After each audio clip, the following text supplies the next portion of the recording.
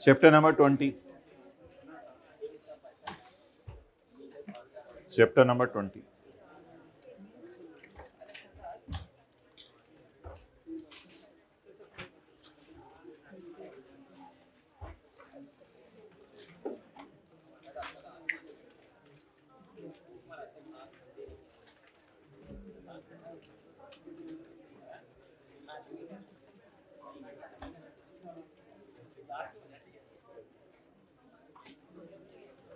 अभी ये इनको हम स्किप कर रहे हैं, पेज 607 608 को 609 से शुरू करें।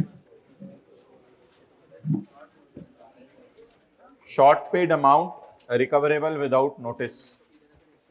शॉर्ट पेड अमाउंट को रिकवर किया जाएगा विदाउट नोटिस।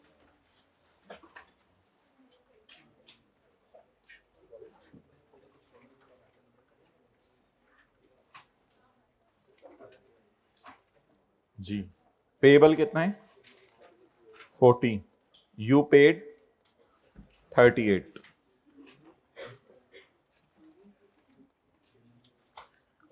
आप बताएं, पेज नंबर 609, आप बताएं शॉर्ट पेड कितने हैं? शॉर्ट पेड 2 रुपीज 2, नोट करेंगे।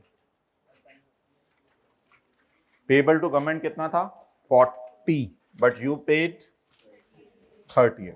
अच्छा, वैसे बैंक ले लेगा 38? नहीं, बैंक बिल्कुल ले लेगा 38, क्योंकि गवर्नमेंट कहती है बैंकों के जितना देके जा रहा है वो तो ले लेना ना। मतलब इसका टैक्स बनता है 40, नेशनल बैंक 38 भी आप देंगे ले लेगा, कहेगा जितना देके जा रहा है उतना तो ले लेना, बाकी 2 रुपए फिर बाद में देखते हैं कैसे लेना। मतलब भागते चोर की लंगोटी ही सही, इस तरह का कोई मुहावरा पता नहीं अंग्रेजों ने बनाया हुआ या नहीं। आप मुझे बताते रहा करें, मैं इनको अपडेट करते रहा करूंगा अगले सेशन में। अभी तो हमारी उर्दू के ही मुहावरे हैं बस। तो short paid amount recoverable without notice. अच्छा, ये जो 2 रुपए आपके शॉर्ट पेड है ना, इसको रिकवर करने के लिए हम आपको नोटिस नहीं देंगे, हम बस डायरेक्ट बंदे लेके आएंगे डंडे सोटे लेके। मतलब ये 2 रुपए लेने से पहले आपको बताएंगे नहीं हम आ रहे हैं।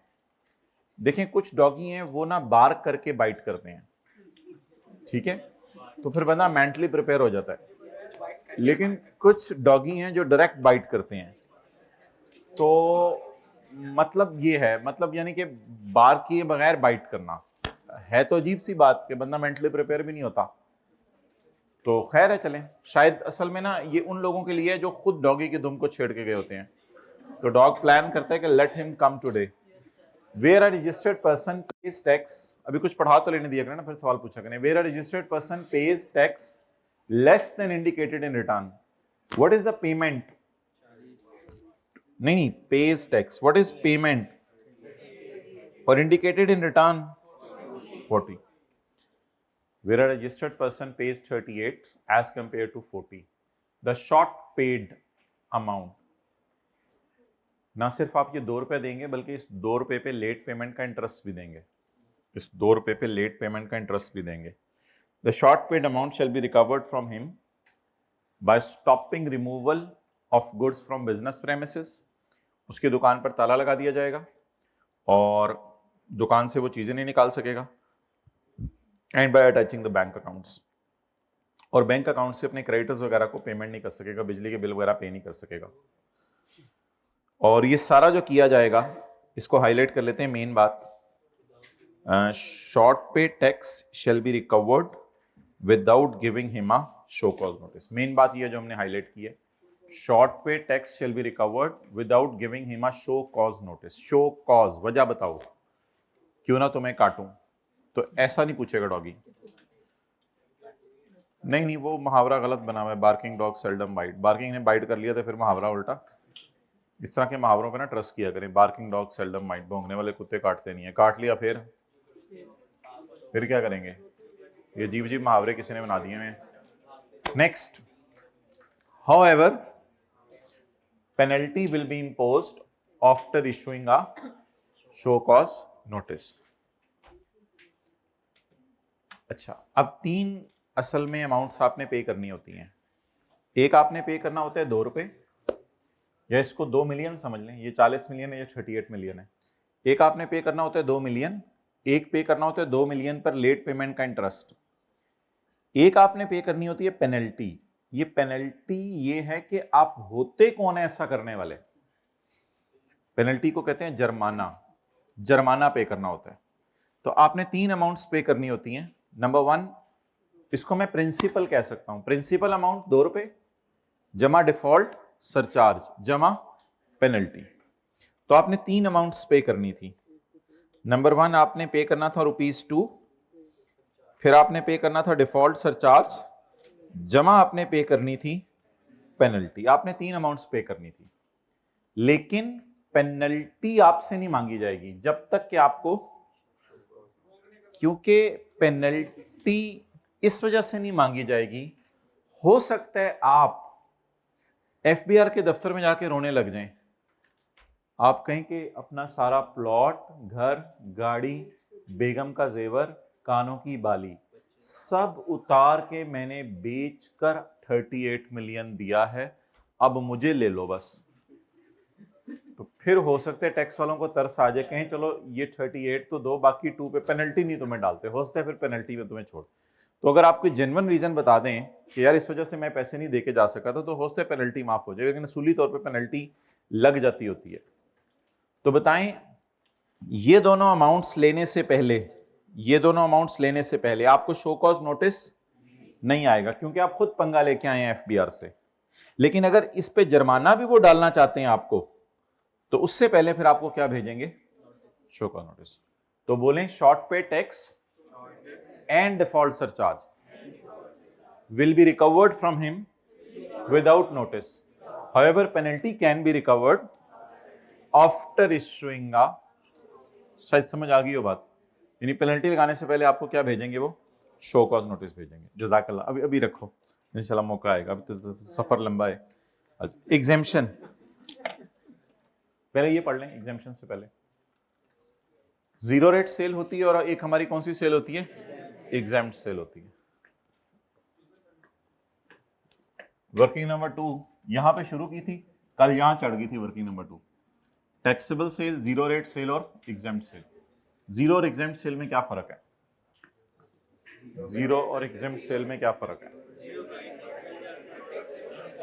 तो ये 2-3 नंबर का सवाल पेपर में आता होता है अक्सर, जीरो रेट सेल और एग्जेम्प्ट सेल में क्या फर्क है।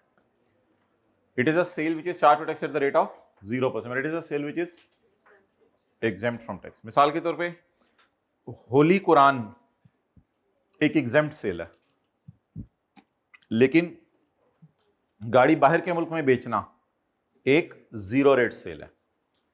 तो होली कुरान एग्जेम्प्ट सेल है, गाड़ी बाहर के मुल्क में बेचना एक जीरो रेट सेल है। अच्छा, वैसे एक बात आज नई सुन लें, कुछ गुड्स की सेल एग्जेम्प्ट होती है, कुछ पर्सन्स की सेल एग्जेम्प्ट होती है। कुछ गुड्स की सेल एग्जेम्प्ट होती है और कुछ पर्सन्स की सेल। कुछ गुड्स हैं जो एग्जेम्प्ट हैं और कुछ पर्सन्स हैं जिनकी सेल एग्जेम्प्ट है। वो तो आपको कई दफा बताया हुआ है, sale by cottage industry, sale by cottage industry. Cottage industry वाले ना पाकिस्तान में 100 रुपए वाली चीज 100 रुपए की बेचते हैं, क्योंकि वो रजिस्टर ही नहीं हुए हुए और उनके ऊपर रजिस्टर कराना जरूरी भी नहीं है अपने आप को। तो sale by cottage industry, sale by cottage industry is an exempt sale, is an, यहां पे जरा रुकिएगा, ये मैं कॉटेज इंडस्ट्री की बुक्स में खड़े होकर बात कर रहा हूं, यानी मैं कॉटेज इंडस्ट्री का ओनर हूं। जी मैं आ रहा हूं, मैं कॉटेज इंडस्ट्री का ओनर हूं। तो जब मैं कॉटेज इंडस्ट्री का ओनर हूं तो मैं जो भी सेल करूंगा, मैं छोटे से घर के अंदर कोई फैक्ट्री बनाई है, मैं जो भी सेल करूंगा मैं 100 वाली चीज 100 में बेचूंगा। लेकिन मेरा अगला सवाल आपसे ये है कि हमारे सवालों में जो कॉटेज इंडस्ट्री आता था ना, वो मैं कॉटेज इंडस्ट्री नहीं होता था, वो मैं होंडा होता था। मैं या कॉटेज इंडस्ट्री से तारे खरीदने जाता था या गाड़ी बेचता था, या चीजें या तारे खरीदने जाता था। एक मिनट, मैं आई एम होंडा, मैं होंडा हूं, मैं किसी छोटी सी गली में तारे खरीदने गया हूं। इसको होंडा के न्यूमेरिकल में हम डालते थे वर्किंग 1 में। मैंने कॉटेज इंडस्ट्री को गाड़ी बेची, इसको हम डालते थे होंडा के न्यूमेरिकल में वर्किंग 3 में। लेकिन आज मैं छोटी सी गली में जा रहा हूं, आज मैं खुद कॉटेज इंडस्ट्री हूं आज, तो मेरी सेल बताएं क्या है, मेरी अपनी सेल क्या है, एग्जेम्प्ट।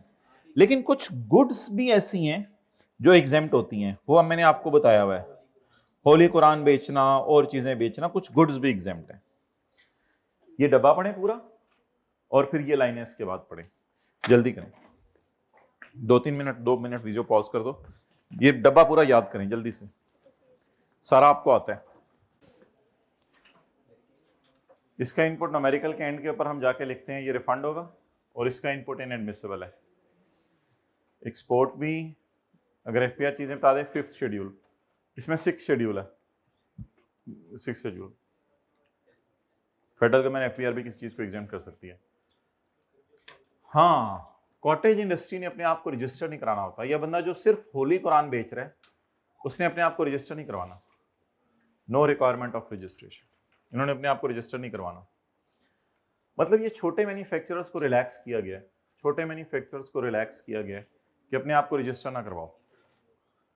लेकिन अगर आप गाड़ियां एक्सपोर्ट कर रहे हैं बाहर के मुल्क में, तो फिर आप अपने आप को रजिस्टर करवाएं, क्योंकि आपने इनपुट का रिफंड लेना है ना, तो अपने आप को रजिस्टर करवाना पड़ेगा।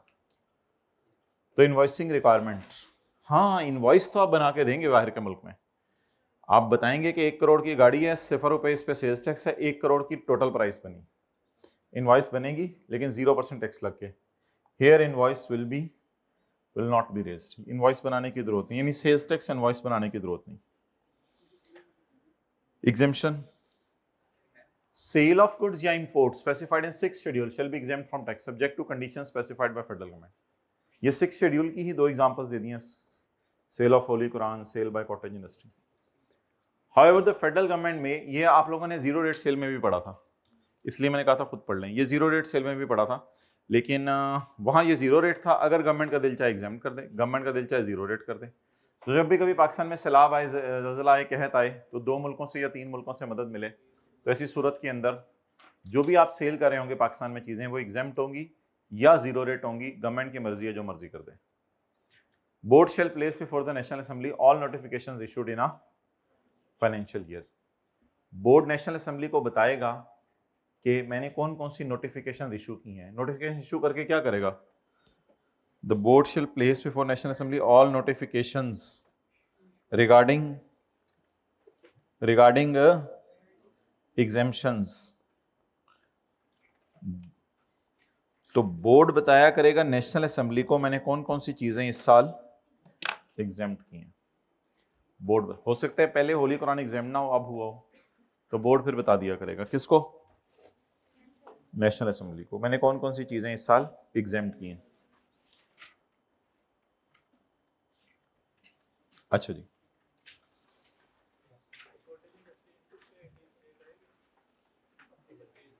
हाँ डेड हो जाएगा, वही वाला कॉन्सेप्ट जो बिजली और गैस का है। तो बिजली और गैस बंद हो जाएगी किस सूरत में? FPR is empowered to discontinue gas और बिजली of the following persons while notifying the gas and, यही बात है उनको बता के, एनी पर्सन इंक्लूडिंग बड़े रिटेलर, अगर ये अपने आप को सेल्स टैक्स में रजिस्टर ना करवाएं, but they are liable to be registered. और ऐसे बड़े रिटेलर जिन्होंने अपने आप को रजिस्टर तो करवा लिया है, लेकिन एफबीआर के कंप्यूटर सिस्टम के साथ अपनी मशीन को इंटीग्रेट नहीं करवाया, तो ये एनी पर्सन से क्या मुराद है? एनी पर्सन से क्या मुराद है? होलसेलर, ये तो ब्रैकेट में है ना, इंक्लूडिंग टीयर 1 रिटेलर्स, ये तो ब्रैकेट में है। होलसेलर, डीलर, इंपोर्टर, मैन्युफैक्चरर, इन सब ने अपने आप को रजिस्टर करवाना है। अगर रजिस्टर ना करवाया तो सजा क्या मिलेगी? सीधे हाथ से तो सजा क्या मिलेगी?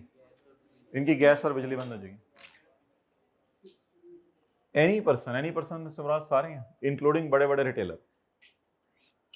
अच्छा, वैसे बड़े रिटेलर के लिए 2 शराइतें, एक ये भी है कि अपने आप को रजिस्टर करवाए, और रजिस्टर करवाने के साथ अपने सिस्टम को एफबीआर से इंटीग्रेट भी करवाए। और वही बात जो वहां लिखी हुई थी। और अगर ये बाद में अपने आप को रजिस्टर करवा लें या इंटीग्रेट करवा लें तो बोले ये पहले क्या किया था, डिसकंटिन्यू, और अब रीस्टोर। बस ये दो बातें हाईलाइट करनी, मतलब किसका डिसकंटिन्यू किया जाएगा सिस्टम और किसका रीस्टोर किया जाएगा।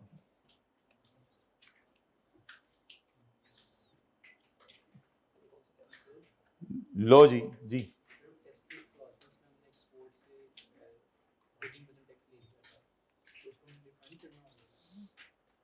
चलो कर लेते हैं, कल डिस्कस कर लेते हैं टेस्ट का सवाल। रूल 14, इक्का दुक्का एडजस्टमेंट न्यूमेरिकल में आया करें, उसको छोड़ दिया करें, वेट किया करें, हम डिस्कशन कर लिया करेंगे।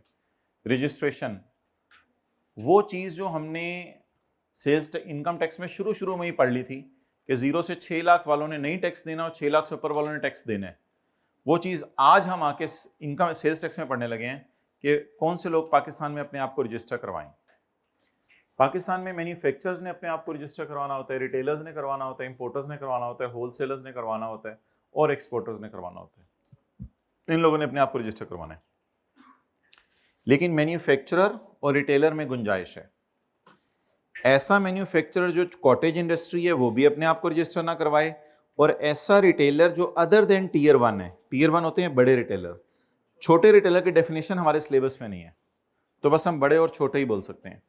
तो बड़े रिटेलर अपने आप को रजिस्टर करवाएंगे, लेकिन अदर देन टीयर 1 रिटेलर अपने आप को रजिस्टर नहीं करवाएंगे।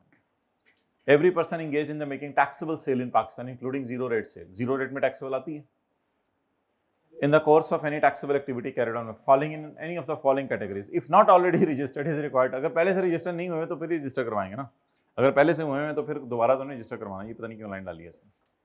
हर मैन्युफैक्चरर ने अपने आप को रजिस्टर करवाना है except who is not running a cottage industry, उसने करवाना है। तो फिर ये कौन से वाले हो गए लिखे, बड़े मैन्युफैक्चरर, बड़े मैन्युफैक्चरर हो गए ना, who is not running a cottage industry. A retailer who is liable to pay sales tax in normal way, in normal way। वो बंदा जिसने अपने सेल्स टैक्स नॉर्मल वे में जमा करवाना है। ये कौन सा रिटेलर है, ये है टीयर 1 रिटेलर, बड़ा retailer. Except such retailer who is required to pay sales tax through बिजली का बिल। याद है शुरू में, अगर किसी ने बिजली के बिल के जरिए जमा करवाना है, पे सेल्स टैक्स थ्रू बिजली का बिल, बिजली का बिल, तो ये कौन है पे सेल्स टैक्स थ्रू बिजली का बिल,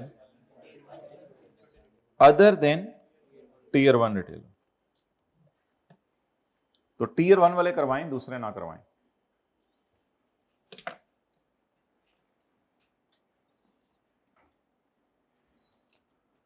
जो मैन्युफैक्चरर छोटा है, घरों में फैक्ट्री है, 10 से कम एम्प्लॉइज हैं, सेल भी बहुत कम है, वो भी अपने आप को रजिस्टर ना करवाए।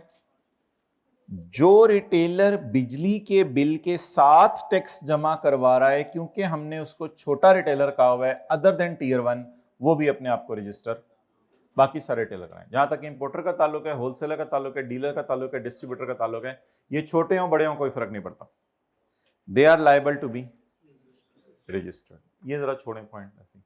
पॉइंट एफ, एन एक्सपोर्टर, और हर exporter who intends to obtain refund. Exporter ने क्यों नहीं रिफंड लेना, कई लोग होते हैं सिर्फ एक्सपोर्टर होते हैं, तो वो सोचते हैं हम अपने आप को रजिस्टर कराएं ना कराएं। बिल्कुल कराएं, जरूर कराएं। एन एक्सपोर्टर, अगर आपकी नीयत क्या है रिफंड लेने की फॉर हिज, तो किसकी इंटेंशन नहीं होगी, सारे चाह रहे होंगे। तो ये सारी मेन बातें थी।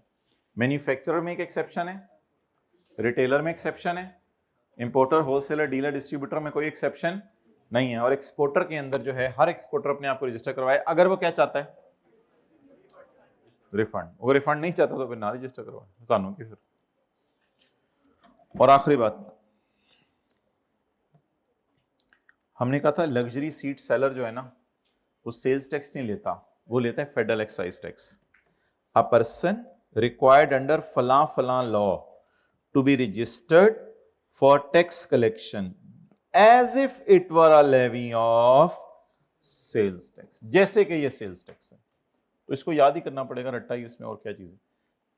आ पर्सन रिक्वायर्ड अंडर फलां लॉ टू बी रजिस्टर्ड, फलां लॉ के तहत इसने अपना रजिस्टर कराना है, और इसने टैक्स लेने बिल्कुल के जैसे, ये कौन सा टैक्स है? Sales tax. तो देखें लग्जरी सीट सेलर जैसे फेडरल एक्साइज ड्यूटी लेता था, luxury seat seller federal excise duty लेता था, हाइब्रिड में जल्दी आइएगा, luxury seat seller federal excise duty लेता था,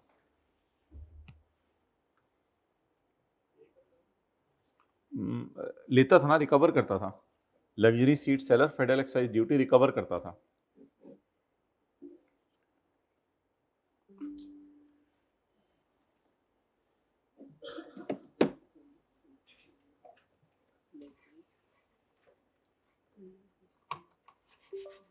ये क्यों नहीं चल रहा माउस? हाँ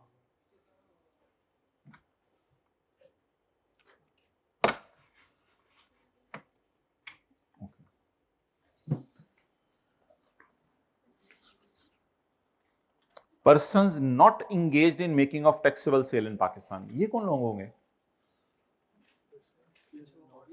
जो एग्जाम सेल कर रहे हैं बस। Persons not engage in making of taxable sale in Pakistan, ये कौन से लोग होंगे?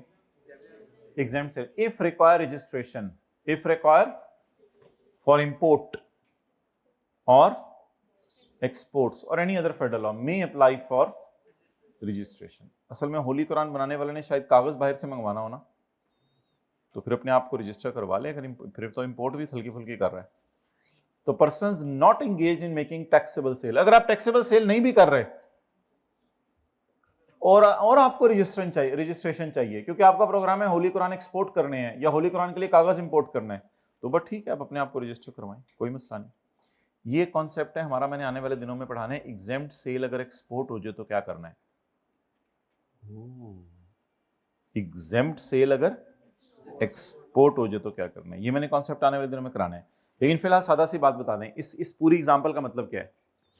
ऐसा बंदा जो टैक्सेबल सेल नहीं कर रहा, जैसे होली कुरान, अगर वो कागज इंपोर्ट करता है या कुरान एक्सपोर्ट करता है तो ही may apply for registration. Registration उसी तरीके से होगी जिस तरीके से बोर्ड ने कहा हुआ है। रिकॉर्ड्स वाला सारा आपने पढ़ लिया हुआ है ऑलरेडी, ये हमने पढ़ा था चैप्टर नंबर 16, उसके अंदर हमने रिकॉर्ड्स पढ़े थे। तो थोड़ा सा डिफरेंट है यहाँ पे, लेकिन चीज़ें वही हैं जो हमने ऑलरेडी पढ़ ली हैं। अगर आप पाकिस्तान में टैक्सेबल सेल कर रहे हैं तो आपने मेंटेन और कीप करने हैं रिकॉर्ड्स, कहाँ पर बोलें? या दफ्तर में, वही एक ही बात है, या इंग्लिश में या उर्दू में।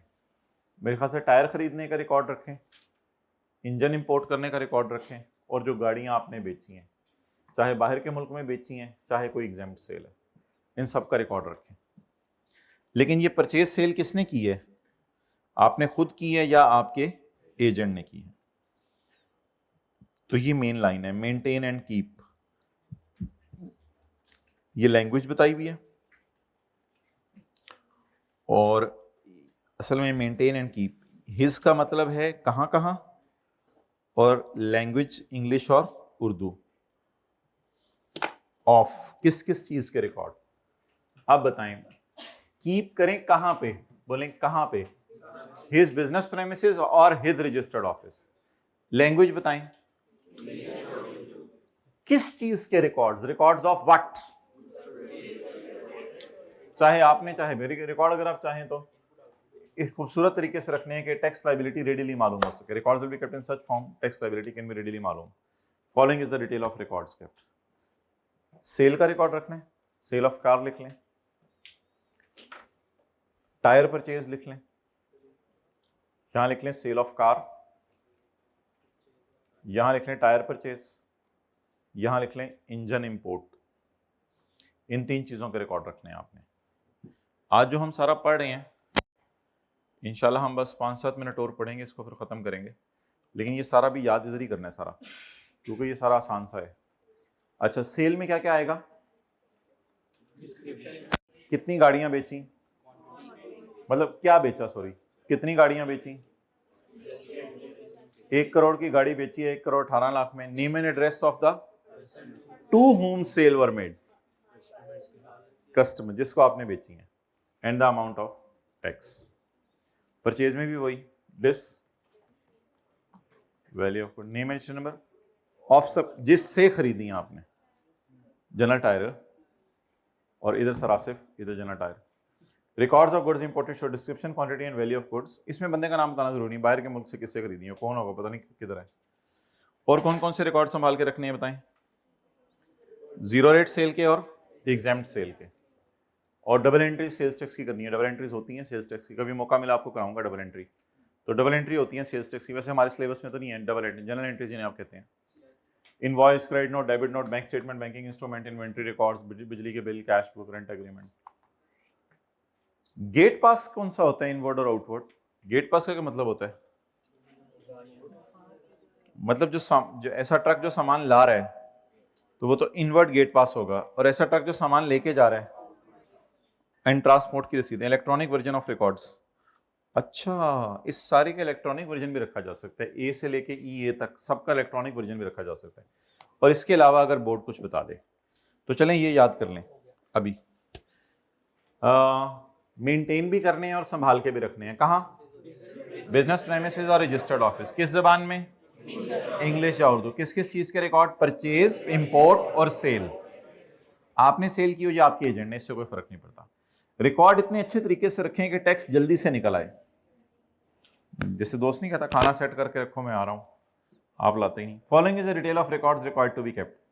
सेल मेड, गुड्स परचेज और गुड्स इंपोर्टेड, अगली आसान बात है। और records of zero rate sale and double entries के रिकॉर्ड, और ये 7-8 चीजें, इनवर्ड, आउटवर्ड, गेट पास और ट्रांसपोर्ट की रसीदें, electronic version, such other records. Okay,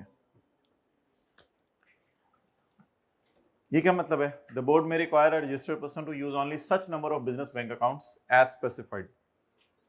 ज्यादा से ज्यादा बिजनेस बैंक अकाउंट हम रखें या कम से कम? कम से कम बिजनेस बैंक अकाउंट रखें, वरना तो बोर्ड परेशान ही रहेगा किस अकाउंट से पैसे आ रहे हैं जा रहे हैं। बैंक अकाउंट ज्यादा हो सकते हैं लेकिन कम से कम होने चाहिए। मतलब मिनिमम नंबर, सच के ऊपर मिनिमम, मतलब कम से कम छोड़े, मिनिमम करो। The board may require a registered person, mobile छोड़े ना। The board may require a registered person to use only such number of bank accounts as specified. Mobile में बहुत कंसंट्रेशन हो जाती है बंदे की। The person will only use these accounts.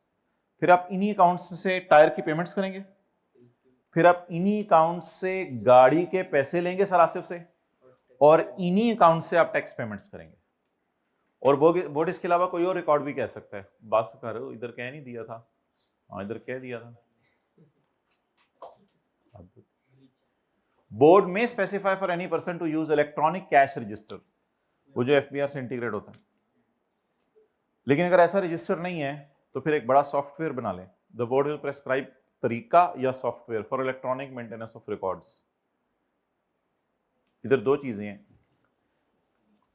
या तो बोर्ड तरीका बता देगा किसी का इलेक्ट्रॉनिक मेंटेनेंस का, या सॉफ्टवेयर बता देगा, या प्रोसीजर बता देगा या सॉफ्टवेयर बता देगा for electronic maintenance. Electronic maintenance का या तरीका बता देगा या सॉफ्टवेयर बता देगा। किधर रह गया पेज नंबर?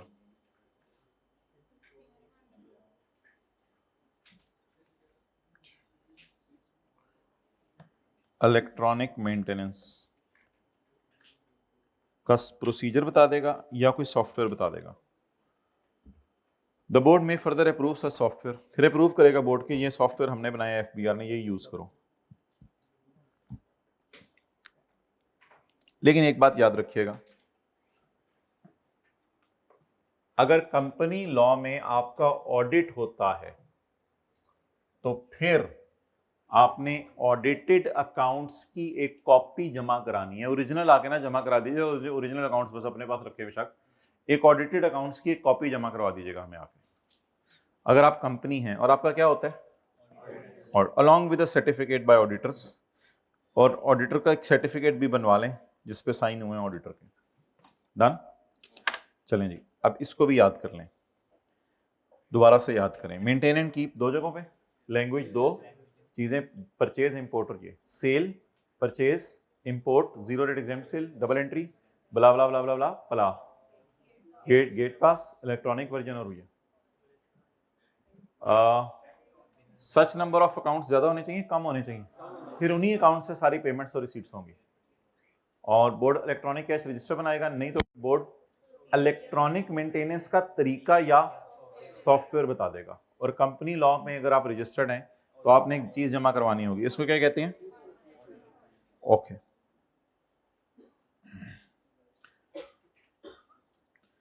ये टैक्स इनवॉइस है, इसको हम इसलिए पढ़ लेते हैं कि वही वाली चीजें जो पहले हैं वो हैं, तो बस फिर खत्म करते हैं। टैक्स इनवॉइस, बिल में क्या क्या होता है जरा जल्दी से बताएं। बिल में नहीं है, अगले सफे पे आ जाए, पीछे नहीं है, अगले सफे पे कुछ लिखा हुआ। पूरा सिलेबस देख लें एंड तक, सीए फाइनल की किताबें डाउनलोड करके उसके भी सफे गिन लें, ज्यादा हो गए। टैक्स इनवॉइस नहीं बनती दुकान पे, अब जाते हैं जो बिल बनता है। तो बिल आप लोग इस तरह ना सोचें कि बिल आपको जो बना के दे रहा है, आपको जो बना के दे रहा है बिल, उसमें शायद डेटा कम हो। आप इस तरह समझें कि कोई होल सेलर रिटेलर को बिल बना के दे रहा है, या कोई मैन्युफैक्चरर होल सेलर को बिल बना के दे रहे हैं, यानी ये दोनों ही रजिस्टर्ड हैं। अगर आप हैं तो आप तो अनरजिस्टर्ड हैं, तो शायद बिल उस लेवल का ना हो। तो समझें कि दो रजिस्टर्ड बंदे बिल बना के दे रहे हैं। तो होंडा एटलस कार वाले किसी डीलर, मिसाल के तौर पे गुजरात फैन वाले किसी होलसेलर को या रिटेलर को बिल बना के दे रहे हैं। तो मिसाल ले लेते हैं, फिर उसके बाद आगे चलते हैं। Gujarat fan man sorry, Gujarat fan seller है, गुजरात फैन सेलर है, और बायर है होलसेलर, कोई होलसेलर शेख रशीद। तो शेख रशीद ने कहा गुजरात फैन से कि मैं आपके 1000 पंखे खरीदता हूं, आगे मैं रिटेल पे जिस मर्जी को बेचूं। A registered person making a sale. Registered person कौन है? रजिस्टर्ड पर्सन कौन है? गुजरात फैन। और शेख रशीद की abbreviation Sheikh Rashid. A registered person बताएं कौन है? गुजरात फैन।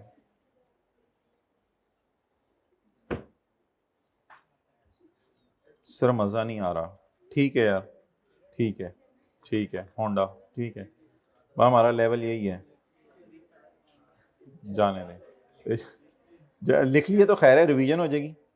एक और भी लिखें।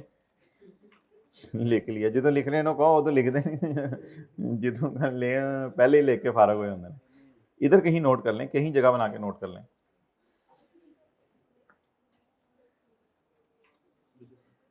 A registered person, ऊपर लिखें GT, general tyre. A general tire making a sale shall issue a serially numbered invoice at the time of supply in Urdu और English. Name and registration number of supplier, अपना नाम लिखेगा, लिखें general tyre, अपना नाम लिखेगा bill pay, अपना address लिखेगा और अपना registration number. And name address and registration number of buyer, Honda का भी नेम लिखेगा, एड्रेस लिखेगा और रजिस्ट्रेशन नंबर। सही है ना? जनरल टायर डॉलेंस को चीजें नहीं बेच रहा, मतलब टायर डॉलेंस को नहीं बेच रहा, टायर होंडा को बेच रहा है। आगे चलें।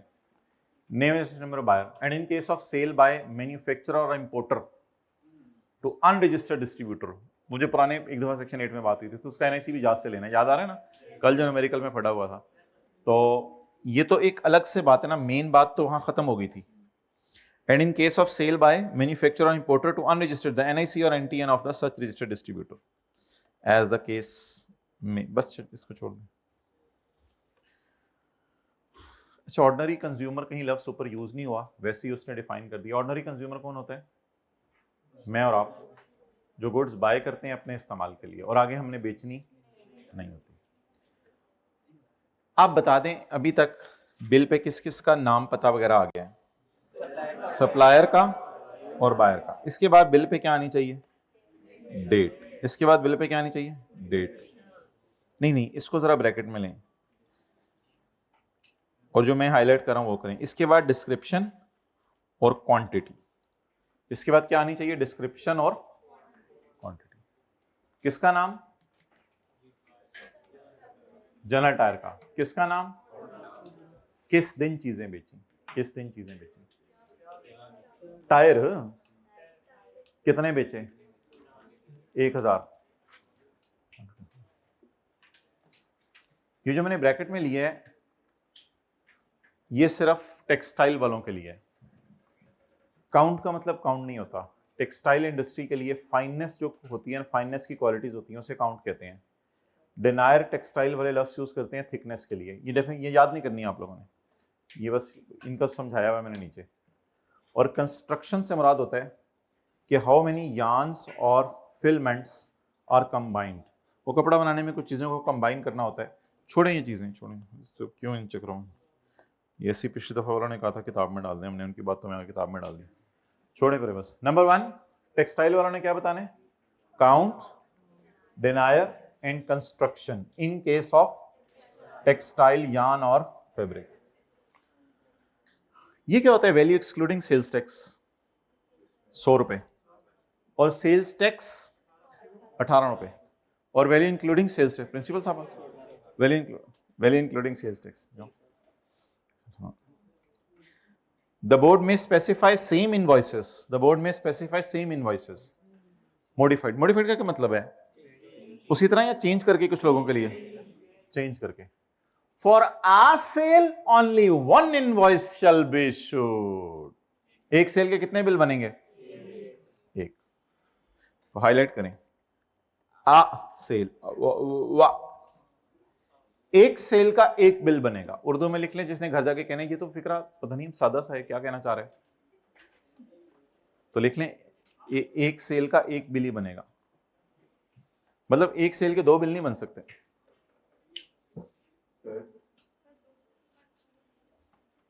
जी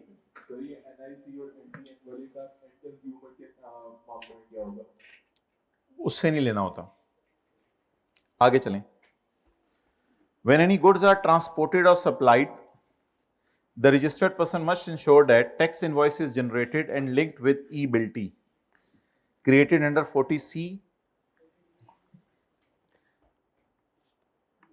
अब भी शायद बिल्टीज होती हैं, बिल्टी होती है मैंने कि पेटी में डाल के इस तरह करके चीज़ों को भेज देना। अगर चीज़ें ट्रांसपोर्ट हो रही हैं ना, ट्रांसपोर्ट हो रही हैं, तो सेलर ये इंश्योर करे that tax invoice is generated and linked with e-bill-T of government। Government का जो e-bill-T का नंबर है ना, उससे टैक्स इनवॉइस लिंक करें आप अपने सिस्टम में। मतलब होंडा ने कहा कि हमें तो टायर चाहिए लाहौर में, जनरल टायर ने कहा सॉरी हम तो कराची में होते हैं, तो टायर आपको बिल्टीज में पैक कर करके ना बड़ी बड़ी क्वांटिटीज में भेज देते हैं। तो जो e-bill-T का नंबर है वो तो पोस्ट ऑफिस वाले देंगे आपको, तो जो पोस्ट ऑफिस वाले नंबर दें वो आप इस इनवॉइस के साथ क्या कर दें, लिंक कर दें। तो लिखें सेलर बॉक्सेस में पैक करके टायर भेज रहे हैं, सेलर बॉक्सेस में पैक करके टायर भेज रहे हैं।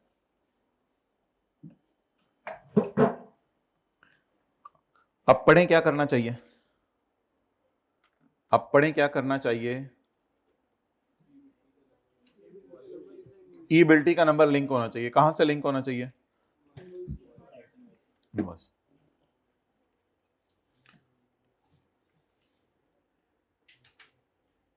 ये काट दें। Only a registered person shall issue invoice means cottage industry will not issue invoice। Cottage industry invoice नहीं इशू किया करेगी, बल्कि सिर्फ कौन करेगा, a registered person।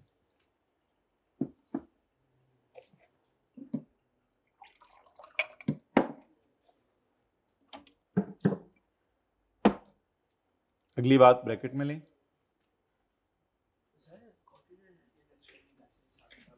Cottage industry bill बना के दे दे कस्टमर को, लेकिन उसका नाम टैक्स इनवॉइस नहीं होगा, उस पर ये सारी चीजें लिखनी जरूरी नहीं होंगी, बिल बना दे।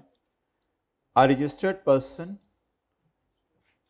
making a sale, a registered person shall making a sale subject to conditions restriction as the board may specify।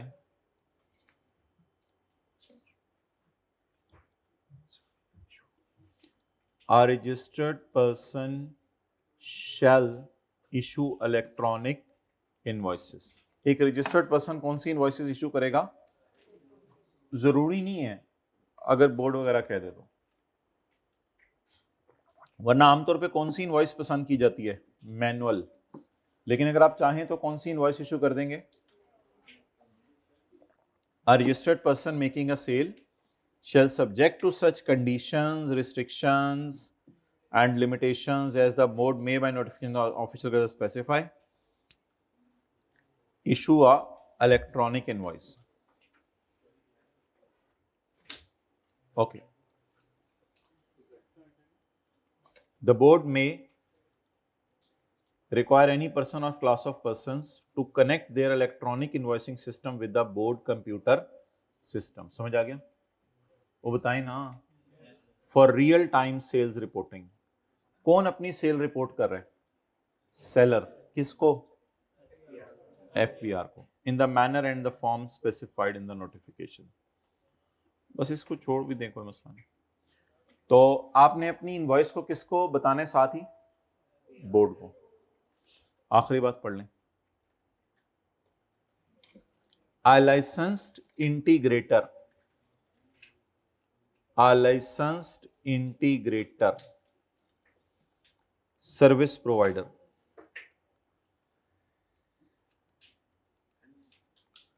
must integrate the electronic invoicing system of registered person in the manner prescribed by board.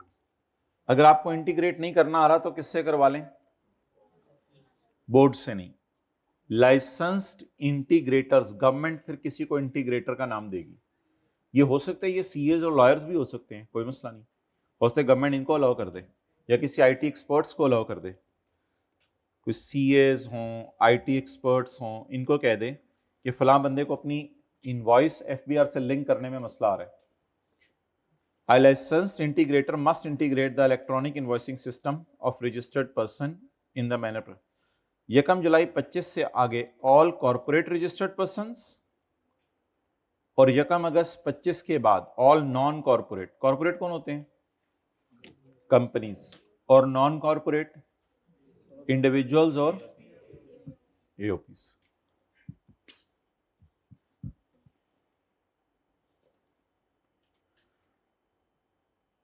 must integrate their hardware and software systems with the board computer system.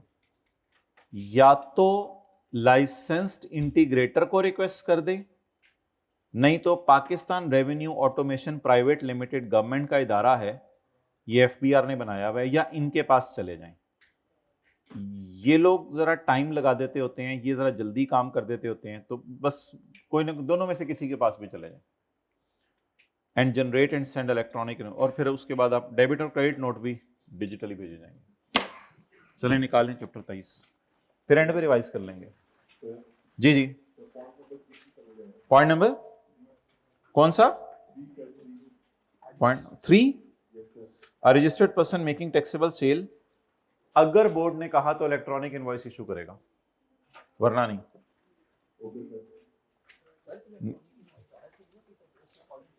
हाँ, electronic invoice ज्यादा सही है. निकालें chapter number 23.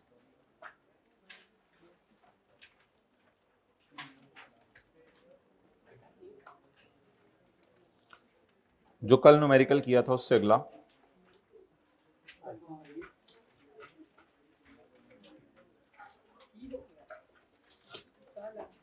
जी page number 698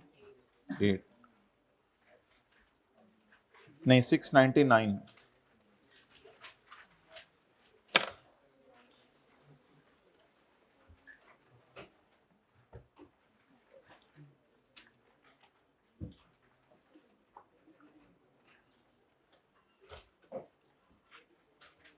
अच्छा ये कर लेते हैं, पहले 30 कर लें, फिर दूसरा जो हमारा लेक्चर शुरू करेंगे हम आज उसमें कर लेंगे 29 30.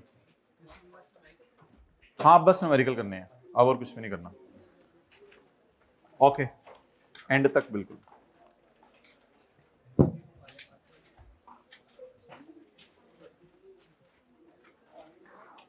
Zenith Enterprises as a sole proprietor is registered under Sales Tax Act 1990. Zenith Baji is engaged in the business of manufacturing and supply of cosmetic products. Beauty products बेचती है, cosmetics products. एक दिन के अंदर रंग गोरा, the following information has been extracted from the records of, और फिर 2 दिन बाद ससुराल वालों पे हकीकत खुल जाए, मर्द की भी औरत की भी, अगर रंग गोरा किया artificially. The following has been extracted from the records of ZD for the month of August 2023। Purchase,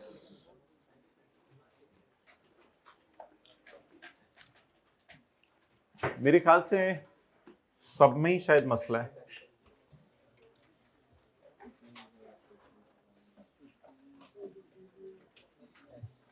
इसमें मसला है। अच्छा, ये कंप्राइज जो होता है ना, कंप्राइज का मतलब होता है कि इंक्लूड नहीं है, मतलब ये फिगर ये ही है, मतलब ये फिगर ये ही है।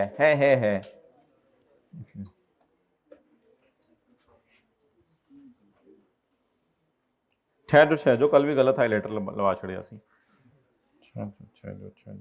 कंप्राइज मतलब सब कोई अंदर रख के,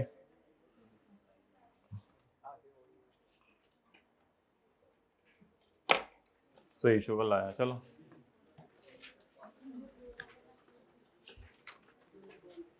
ये वतन तुम्हारा है,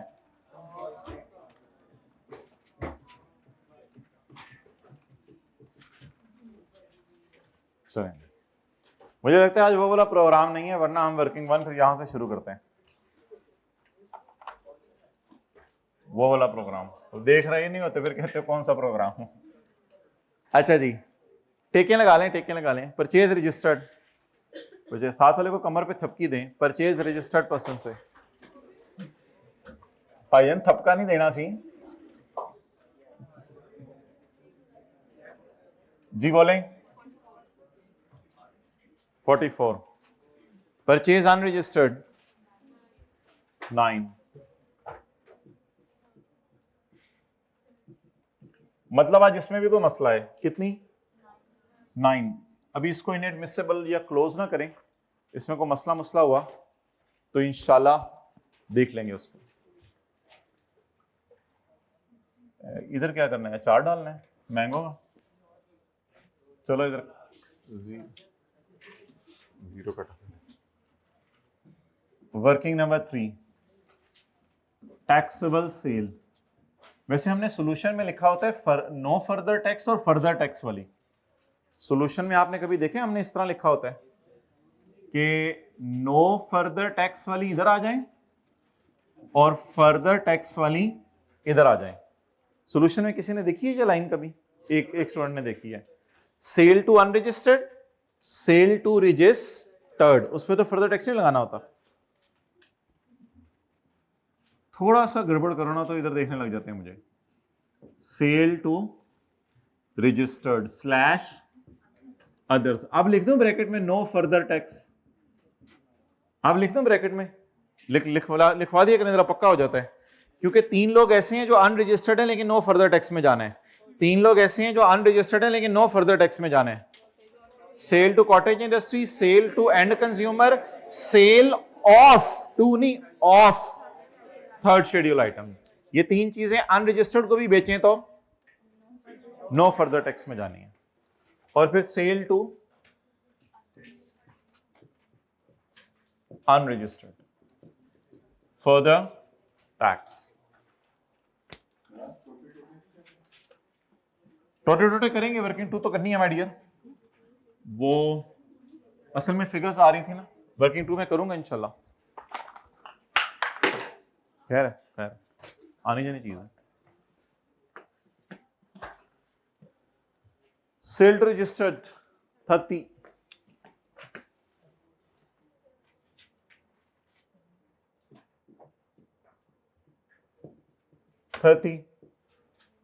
sale to unregistered 8 my dear 8।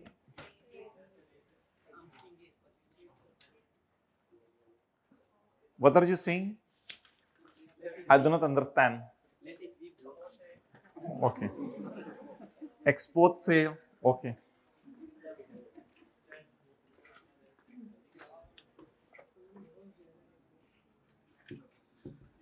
Working 2. Apportionment of it put, taxable और जीरो, एग्जाम्प्ट आई तो वो भी डाल लेंगे अंदर रखें।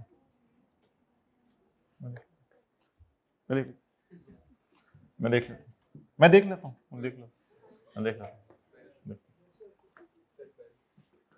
जैसे आपको ठीक लगता है। मैं बर्तन धो लेती हूँ जैसे मैं आपको ठीक लगता है।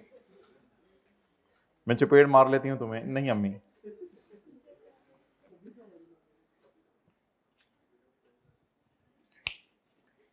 अच्छा, कितने लोग हैं घर वालों को, बड़ों को काम करते देख रहे होते हैं, दिल में आ रहा होता है उठूं, लेकिन बस हिम्मत नहीं हो रही होती। सच क्यों? वाई? शर्म आती है। Purchase of taxable goods from, जो किसी के काम में लग जाते हैं अल्लाह उसके काम में लग जाते हैं। कम से कम जब फ्री हुआ करें तब तो घर वालों ने काम साथ कर दिया करें। परचेज ऑफ टैक्सेबल गुड मतलब वो जो मोबाइल के लिए आप लोगों ने टाइम रखा होता है, अल्लाह आपके काम में लग जाएंगे। और क्या चाहिए? मतलब छोटी छोटी ख्वाहिशात तो हैं, पास हो जाएं, बड़ी बड़ी ख्वाहिशात अल्लाह की पूरी करेंगे। ये तो छोटी छोटी ख्वाहिशें हैं, पास हो जाएं। दुआई पास होने से शुरू होकर पास होने पर खत्म होती है। तो समझ नहीं है, टारगेट ही नहीं सेट हुए क्या? अच्छा, अल्लाह मुझे पास कर, अल्लाह मुझे पास कर, आमीन। यहीं से शुरू हुई यहीं पे खत्म हुई। मतलब बड़ी बड़ी दुआएं भी मांग लिया करें। Purchase of taxable goods from registered person, purchase of taxable goods from registered person include raw material of 92 lakh, net of special discount of 12 lakh from a जानने वाला। तो आज परचेज में उसने डिस्काउंट डाला है, पहले सेल में डालता होता था। तो आप बता दें क्या करना है? बस सारा ही स्पेशल है, फिर उसको क्या करें जल्दी बताएं। मतलब क्या माइनस करके क्या ऐड करें? कैलकुलेटर पकड़ के बताएं ना, कैलकुलेटर के बगैर ही बताएं क्या माइनस करके क्या ऐड करें। मतलब परचेज पड़ी 9.2 पे है, ये नेट ऑफ डिस्काउंट है, तो सारा ही स्पेशल है। उसको हम नॉर्मल पे ले आए फिर वापस, तो माइनस कितना करें? 9.2 और परचेज फ्रॉम परवीन, सॉरी वो परवीन पहली दफा थी एसोसिएट, पहले सवाल में परवीन थी, सॉरी वो भी तक। परचेज फ्रॉम एसोसिएट 7 18% लगाना होता है इधर। नहीं शो करे ना उसको 9.2 प्लस, मतलब उसने डिस्काउंट माइनस कर दिया था, आपने ऐड बैक कर दिया। हाँ अच्छा, जो भी है उससे क्या फर्क पड़ता है? 1.87, चलो कर लो 1.9 कर लो। चुनु मुनु अच्छे बच्चे कह रहे हैं कि 1.9 कर लें, पॉइंट के बाद 2 डिजिट नहीं हमने लगाने। साथ वाले को देखें, चुन्नू मुन्नू 2 चूजे थे, कितने प्यार से रहते हैं, लड़ते भी नहीं। ये तो नहीं कि उनके पर पड़े हुए और लड़ के उन्होंने, लड़ते तो इंसान है, पता नहीं क्यों। एडिशनल इंफॉर्मेशन,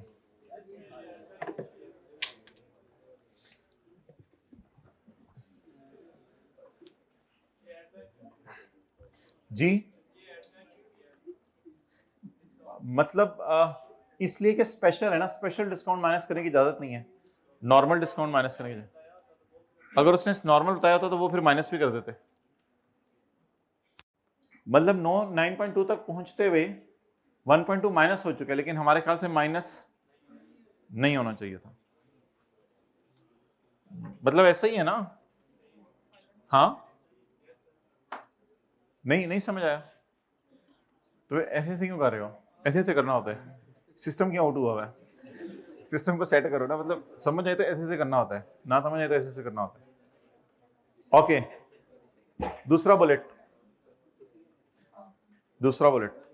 बस ये एक पॉइंट है, उसने तंग करने के लिए डाला है, आगे तो बस स्यापा प्रोग्राम ही है, आगे कुछ भी नहीं है सवाल में। भाई कदू का ये जो पॉइंट होता है तंग करने के लिए डालते हैं वो। जी पढ़ें, ये भी आप सही बता देंगे इंशाल्लाह।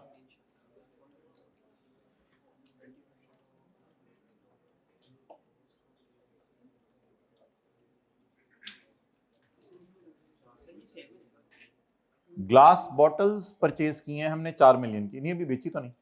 ग्लास बॉटल्स हमने परचेज की हैं 4 मिलियन की। कोई इंश्योरेंस कंपनी से तो नहीं पैसे आए अभी? वो तो ग्लास बॉटल्स हमने परचेज की हैं 4 मिलियन की, ठीक है, मतलब ग्लास बॉटल्स भी रॉ मटेरियल के तौर पे यूज होनी होगी ना, कॉस्मेटिक प्रोडक्ट अंदर डालते होंगे, बाहर से नजर आती होगी लिपस्टिक, ग्लास बॉटल्स, बॉटलियां होंगी ना छोटी सी, लिपस्टिक नहीं सॉरी, वो नेल पॉलिश, पॉलिश कहते हैं, पॉलिश कहते हैं आप लोग, पॉलिश, वो जो लगी रह जाए तो वजू नहीं होता ना, यही मसला बताते हैं ना उलमा। Glass bottles worth ₹4 million, glass bottles कितने की हैं बोले, 4 मिलियन की। अमंग दीज, इनमें से 20% ऑफ द टोटल कॉस्ट कितनी बनी जरा, 4 इंटू 0.2 0.8, बट छोड़ दें बस, जिसने निकाल ली काफी है, वो तो ग्लास बॉटल शिफ्ट नहीं करनी थी अभी, पहले से सवाल अमंग्स्ट दीज होना चाहिए था वैसे, चलो अमंग दीज होगा, अंग्रेजों को सही पता है। amongst these 20% total cost corresponding to a bottle that sustained a ta during an accident.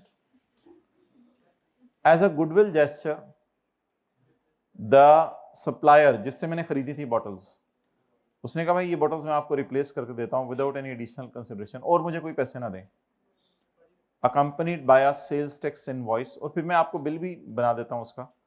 तो बस मतलब ये कि सॉर्ट ऑफ एक परचेज रिवर्स करके ऐड दोबारा करने का फायदा कोई नहीं, मतलब 20% परचेज फारिग हुई हमारी और फिर वही दोबारा आ गई, लेकिन आप इसको इस तरह देख लेना, तो मेरे पास तो फिर 4 मिलियन की बोतलें ही आई हुई है ना, मतलब कुछ हल्का फुल्का मसला हुआ, मेरे पास तो 4 मिलियन की बोतलें हैं, तो अब हाँ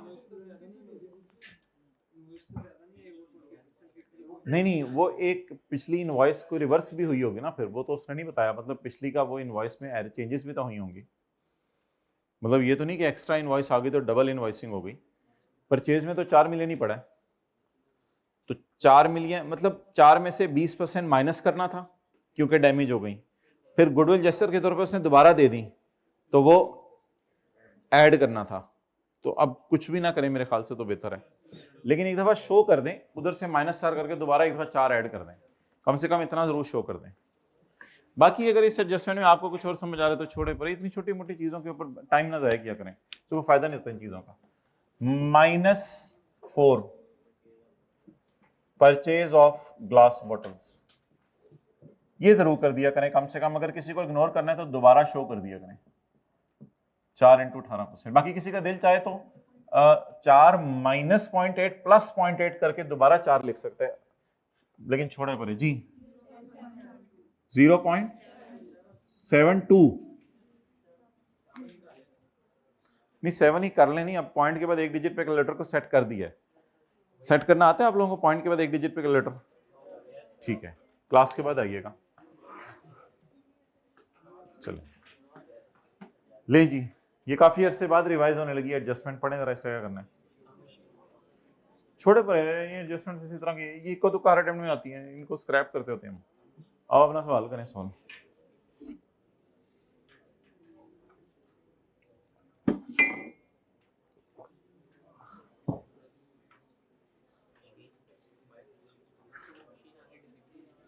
इंस्टॉलमेंट बेस के ऊपर खरीदी है, हमने किस बेस पे खरीदी है, ये तो एक अच्छी रिवीजन है, चैप्टर 20 में जाके देखते हैं।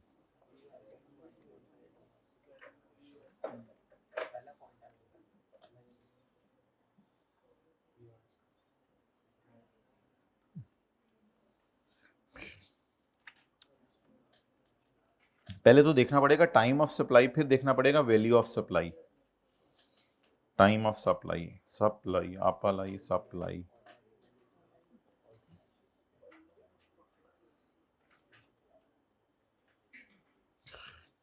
किधर time of supply,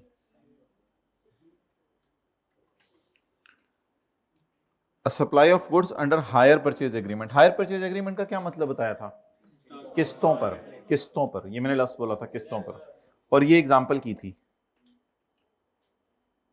agreement sign हुआ इस दिन, डिलीवरी हुई इस दिन, कैश रिसीव हुआ 3 किस्तों में, तो मैंने कहा था जब एग्रीमेंट साइन हुआ तब रिकॉर्ड करें सेल या परचेज जो भी है। A machine of 15 million procured from an importer, मतलब एग्रीमेंट भी अभी हुआ और परचेज भी अभी हुई।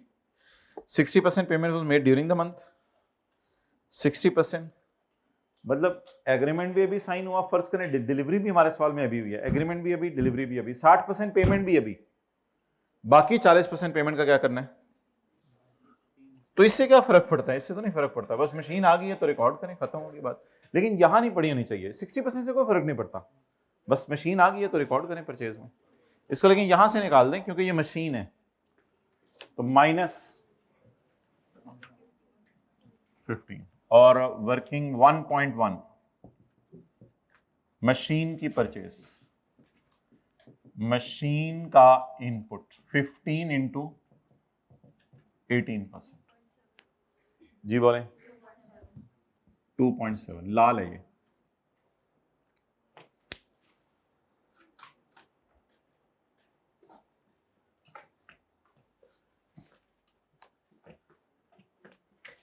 चलिए आगे।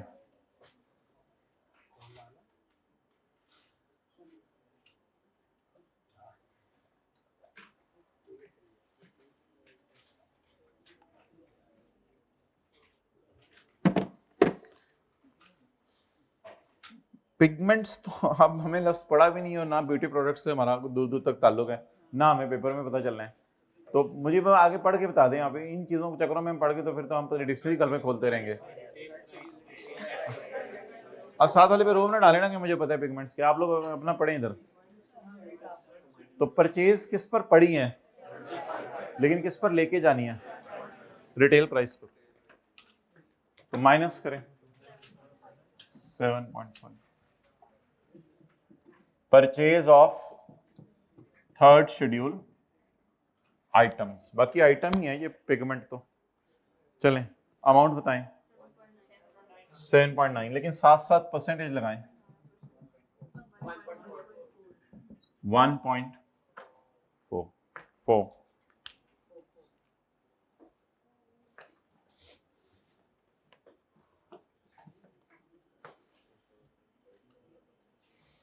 आगे चलें।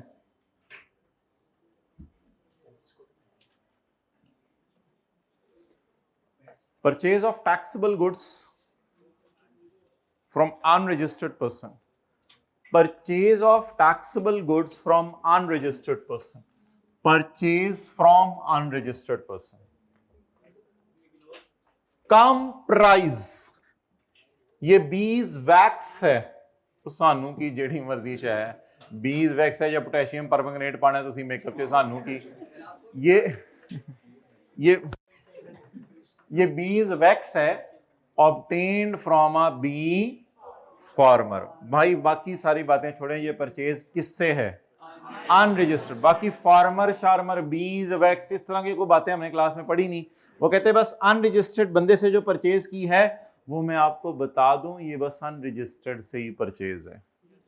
तो अगर आप लोगों ने लिखना है तो यहां पे छोटा सा करके इनएडमिसिबल लिख लें और साथ लिख लें ये तो बीज वैक्स निकली, मतलब करनी तो इग्नोर ही है ना, क्योंकि परचेज किससे कर रहे हैं, अनरजिस्टर्ड बंदे से।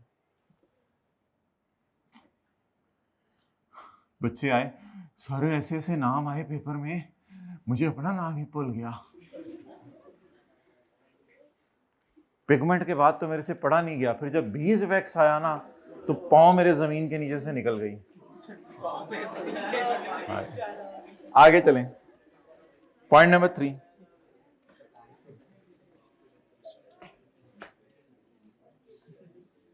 मतलब अनरजिस्टर्ड बंदे से चीजें खरीदी है ना, तो अनरजिस्टर्ड बंदे से बीज वैक्स खरीदें या अनरजिस्टर्ड बंदे से पूरी बीज ही खरीद लें। और टिंकू ठीक है। अच्छा आगे चलें, अब मूड में आ गए हैं, अब आप तकरीबन आधे पौने घंटे में ऐसे मोड में आ जाएंगे कि आपका जाने को दिल नहीं चाहेगा इंशाल्लाह। अभी आप मोड में हैं, अभी आप मोड में आएंगे। Supplies of taxable goods to registered person include, supply of taxable goods to registered person.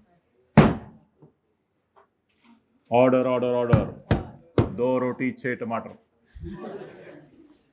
चलें आगे, सलाद के साथ में मजा आता है। Supplies of taxable goods to registered person include various cosmetics products listed in third schedule. Sold to a distributor for 23 million. However, the retail price was. बाद में उसने 10% वापस भी कर दी हैं चीजें, उसको देखते हैं पहले इसको पहले इससे निमट लें जी। इंक्लूड कितनी है?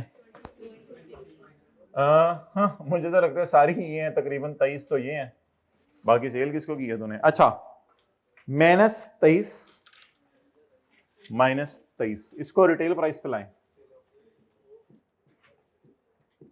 अच्छा ये ना थर्ड शेड्यूल की चीजें अनरजिस्टर्ड बंदे को नहीं बेची, मतलब ये तो रजिस्टर्ड, ये तो वैसे देखिए थर्ड शेड्यूल की चीजें अगर अनरजिस्टर्ड को बेचेंगे तो भी इधर नहीं आनी है, और थर्ड शेड्यूल की चीजें अगर क्योंकि थर्ड शेड्यूल पे फर्दर टैक्स नहीं लगता, लेकिन थर्ड शेड्यूल हमारी मर्जी है ना, आच बाचे को बेचे या बुर बाचे को बेचे। अगर थर्ड शेड्यूल की चीजें आच बाचे को बेची तो भी इधर आएंगी, अगर थर्ड शेड्यूल की चीजें बोरा बाचे को बेचे तो अदर्स है ना, ये भी इधर नहीं आएंगे। तो थर्ड शेड्यूल की चीजें आच बाचे को बेचे और बोरा बाचे को बेचे, दोनों इधर ही आएंगी। लेकिन मेरे ख्याल से अब न्यूमेरिकल के फेस पे लिख के आने की जरूरत नहीं, no further tax on third schedule,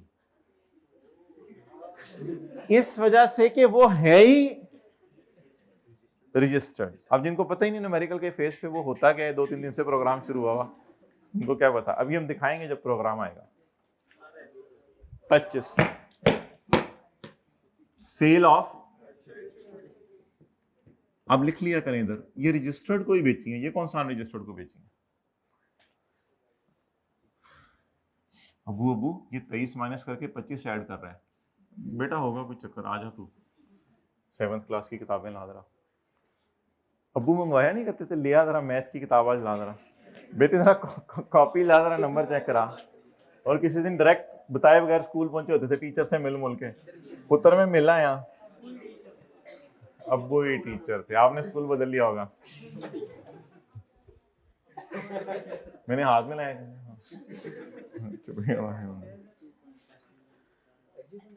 during the month distributor return 10% of goods, उसने 10% चीजें वापस कर दी, तो is it sale return for us or purchase return for us? Sale. ओ कल हमने पढ़ा था सेल रिटर्न की एडजस्टमेंट तब हो सकती है in the month in which note is issued. ओए होए होए होए, हट जरा, चीजें हटा भाई। एक बड़ा अजीब आज सवाल हो गया सिनेरियो कि 10% चीजें वापस तो आई हैं, वो बनता है 25 का 10% 2.5, 25 का लेंगे 10%, रशीद 25 का लेंगे ना, तो 25 का 10% 2.5, क्योंकि सेल 25 पे रिकॉर्ड किया तो सेल रिटर्न भी 25 पे, तो ये सेल रिटर्न में जरूर रिकॉर्ड करता। वैसे सेल रिटर्न से गवर्नमेंट को फायदा होता है, सॉरी नुकसान होता है, लेकिन वो 180 दिन क्या इसी महीने हो गया, फिर तो हो सकती है एडजस्टमेंट, लेकिन मैं सेल रिटर्न क्यों नहीं रिकॉर्ड कर पा रहा? कल हमने एक रूल पढ़ा था, रूल 20-21 नहीं, रूल 22, उसमें हमने एक फिक्रा याद किया था, कि ये रिटर्न की इनपुट आउटपुट की एडजस्टमेंट उस महीने होगी जिस महीने नोट इशू हुआ। अब सेल रिटर्न तो हो गई, लेकिन नोट इशू कब हुआ? गलती से अगले महीने। अच्छा, इसको अब मैं जरा आपको समझाता हूं। Where seller has already recorded output, 25 पे तो ऑलरेडी आउटपुट रिकॉर्ड करने लगे ना अभी हम, he shall reduce the output, he shall with the amount mentioned in note, but he shall reduce the output in the month in which note is issued। ये कल पढ़ा था, ठीक है। नाखून बहुत टेस्टी होता है, दांतों से टच हो जाए फिर तो लेवल होता है इसका, ऐसे जैसे दही और चीनी जो है ना, जैसे दांतों में कड़च कड़च करती है, वो ऐसे कड़च कड़च का टेस्ट आता है। तो लिखें cell return, less cell return,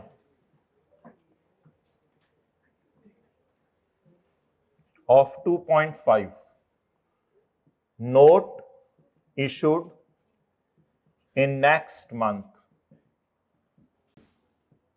इसलिए इग्नोर कर दें, माइनस का साइन लगा दें ताकि याद रहे सेल रिटर्न माइनस करनी होती है।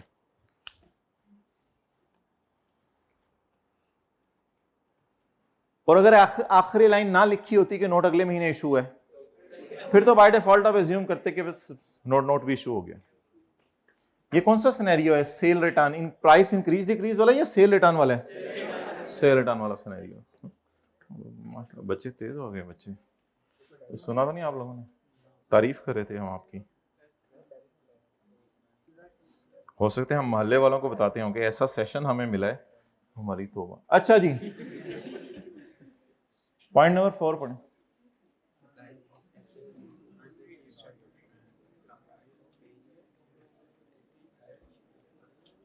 Cell of taxable goods to unregistered, sale to unregistered person.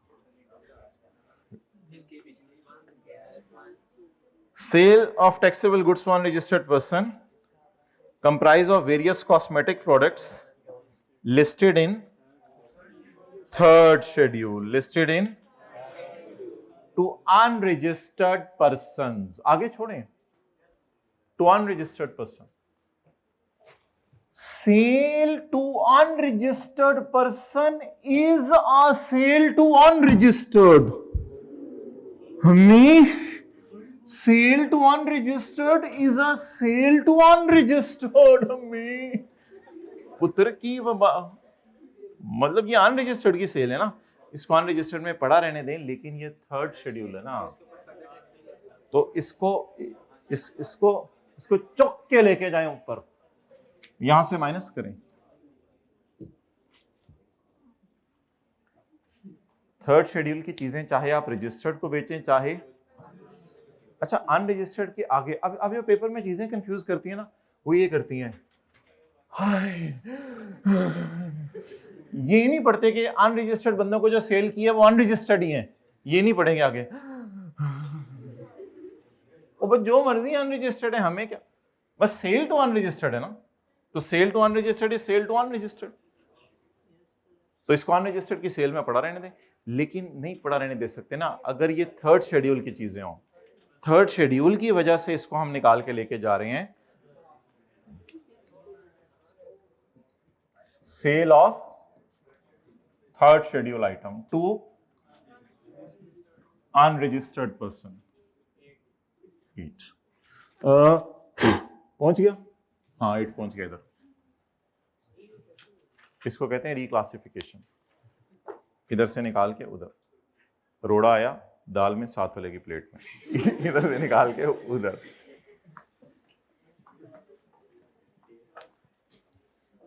अजीब अजीब जाहिल लोग होते हैं, खाना पता नहीं किसने दाल चुनी है, घर में ही बैठे होते हैं बनाने वाले, पता नहीं किसने दाल चुनी है आज, अम्मी किसने कबाब बनाए हैं अम्मी, हड्डियां। अच्छा पॉइंट नंबर 5, सबसे ज्यादा दूर मैंने देखा बच्चे तब भागते हैं जब मम्मी मटर छील रही हो। ये तो अक्सर देखने में आया है, यानी कि कोई शर्म आई नहीं बच्चों के अंदर कि 1.5 किलो मटर पड़ा है और बिल्कुल उधर दूर बैठे हुए हैं। पॉइंट नंबर 5,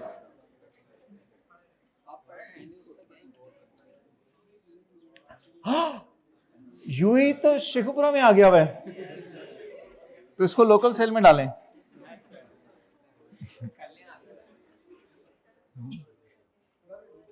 नहीं यूएई इधर नहीं आ गया, उमर आमिर एहसान। अच्छा export comprise cosmetics products ship to foreign country, तो इसको इधर पड़ा रहने दें। तो मतलब अब इस ब्रैकेट को बंद करने या इसको ऐसे करके ऐसे कर दें, जो मर्जी करें, बस इसको इधर इधर कर लिए हैं, बात ठीक है। तो एक्सपोर्ट सेल ही निकली है, शुक्र है। ये आज ज्यादा सन न्यूमेरिकल लग रहा है मुझे कल वाले से भी। कल वाले तो सही मेहरबानी किया थी उसने, सही मेहरबानियां की थी। पति, पॉइंट नंबर 6, पति कितने किलो की पैकिंग में मिल रहे थे? 1-1 किलो की, 1 kilo.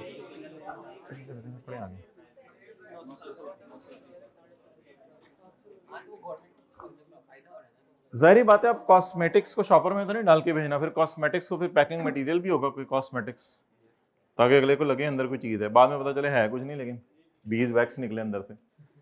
Packing material worth ₹6 million, व रिटर्न टू सप्लायर। बताएं जी, परचेज रिटर्न, सेल रिटर्न। रुक जाएं, रुक जाएं, आप दोनों मुझे ये बताएं, परचेज रिटर्न से जब हम रिकॉर्ड करेंगे तो गवर्नमेंट को फायदा होगा या नुकसान होगा? एक मिनट, आप बताएं। एक्सेलेंट, दोनों ने बोला है फायदा होगा। आपको क्यों नहीं पता चल रहा? बताएं, परचेज रिटर्न से गवर्नमेंट को फायदा होगा या नुकसान होगा? देखें, याद रखिएगा, परचेज रिकॉर्ड जब होती है ना, परचेज रिकॉर्ड जब होती हैं तो परचेज रिकॉर्ड होने से न्यूमेरिकल में बड़ी फिगर माइनस हो जाती है, तो फिर तो पेबल कम आ जाता है। लेकिन परचेज रिटर्न, और इसका एक आसान तरीका भी है, असूल, सेल बढ़ने से गवर्नमेंट को फायदा, बस ये रूल याद कर लें, सेल बढ़ने से गवर्नमेंट को फायदा। तो नहीं, ये लिखना नहीं, ये पता है सबको, ये सबको पता है दुनिया में। मैं तो कभी भी नहीं लिखने देता। ये काटें इसको, जो इन्होंने लिखा है इनको कटवाएं, ये पिछली पिछली किताब के ऊपर लिखे, इनको कटवाएं। चले हाईलाइटर पकड़ लें, हाईलाइट कर दें। अच्छा, सेल बढ़ने से गवर्नमेंट को हमेशा क्या होता है? क्योंकि आउटपुट बढ़ेगा ना। अब इसकी बुनियाद पर 3 रूल और बता दें। सेल नहीं, पहले सेल बढ़ने पे हुकूमत को फायदा होता है, तो सेल कम होने पे हुकूमत को नुकसान। अब अगर सेल बढ़ने पे हुकूमत को फायदा होता है तो परचेज बढ़ने पे हुकूमत को, तो परचेज रिटर्न रिकॉर्ड होने पे हुकूमत को फायदा। लिख लें जिसने लिखना है। तो आगे ना पढ़ें अभी।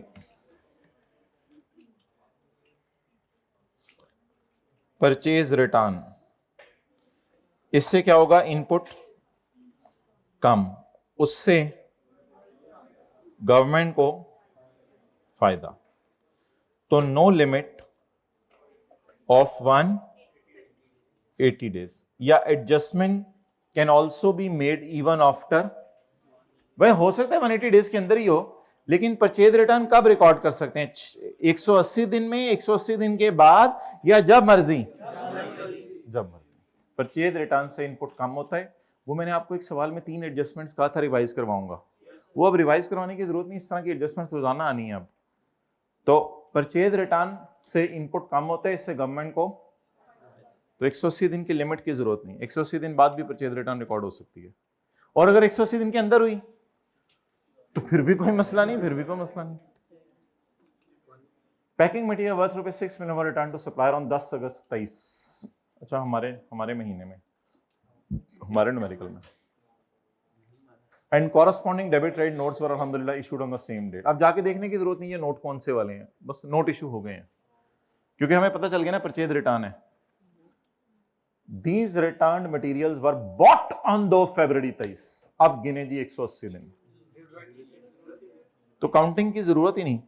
वैसे जरा मोटा मोटा गिन लें, मोटा मोटा। 2 फरवरी के बाद 2 मार्च, 2 अप्रैल, 2 मई, 2 जून, 2 जुलाई, 2 अगस्त, तकरीबन 180 डेज से ऊपर हो गए हैं, 80 से ऊपर दिन हो गए हैं। लेकिन करें एडजस्टमेंट को, कोई मसला नहीं, गवर्नमेंट को फायदा हो रहा है। मुन्ने calculator पकड़ाओ।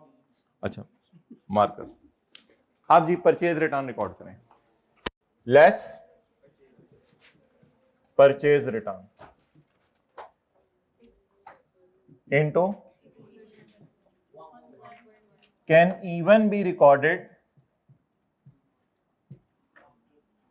Can even be recorded, can be recorded even after, ये नहीं सही फिक्र, can be recorded even after 180 days. अंग्रेजी हमारी सही होती ना, चांद पे होना था हमने इसे। जी बोलें। 1.1।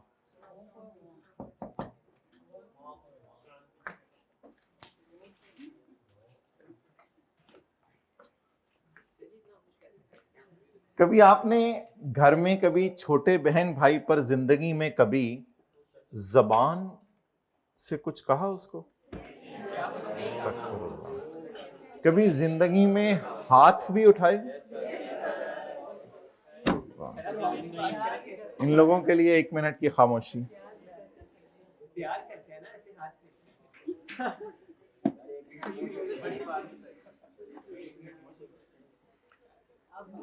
दुख हुआ है हमें दिल से। आगे चलें। हाउ डेयर यू पीपल के। अच्छा जी, अगला पॉइंट पढ़ें। पॉइंट 7।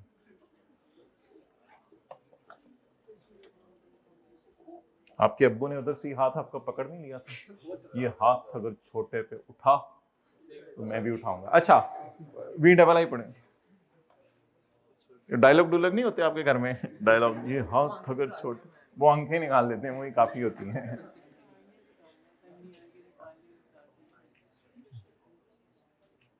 दाएं जल्दी क्या करना है? अब वो एंड पे इजी मार्क्स भी रखे होते हैं उसने। A purchase of raw material of 29 lakh रुपया on 10 फरवरी।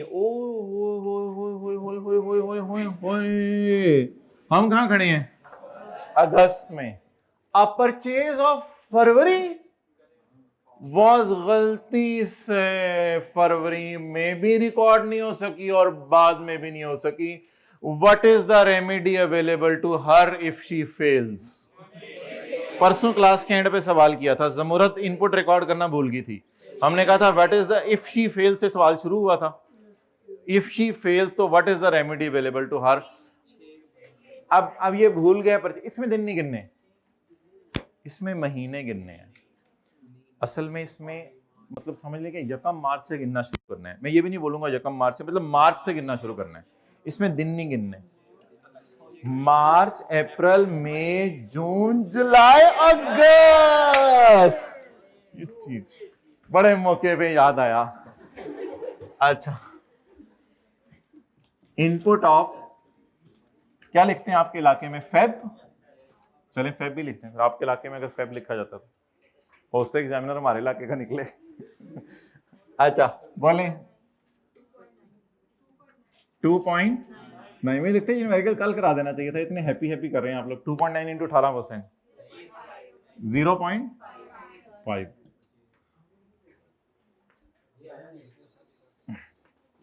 पुत्र एंड चे डिलीवरी बिल्कुल एंड पे है, वेचनी क्लास दे। बेटा अनाउंसमेंट पे तुम 5 PM की रो या हंसो, हमने तो क्लास करवानी है। अच्छा जी, परफ्यूम्स कल तो मैंने खुद ही रिकॉर्डिंग करनी है ना, वो मैं 8:15 बजे से लेके 9 बजे तक खुद ही रिकॉर्डिंग कर लूंगा। 8:10 से सुबह 9 AM तक। ठीक है, आ जाना, लेकिन उसकी लाइब्रेरी यूजेज नहीं है कल, मतलब ये मतलब लाइब्रेरी यूजेज नहीं है। 8:10 से 9 बजे तक।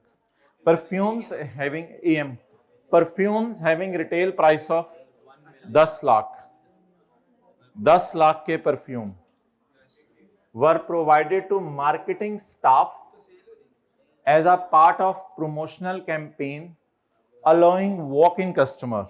सर जरा इधर आइएगा। सर सॉरी, कुछ होते हैं कस्टमर ऐसे अपने। सर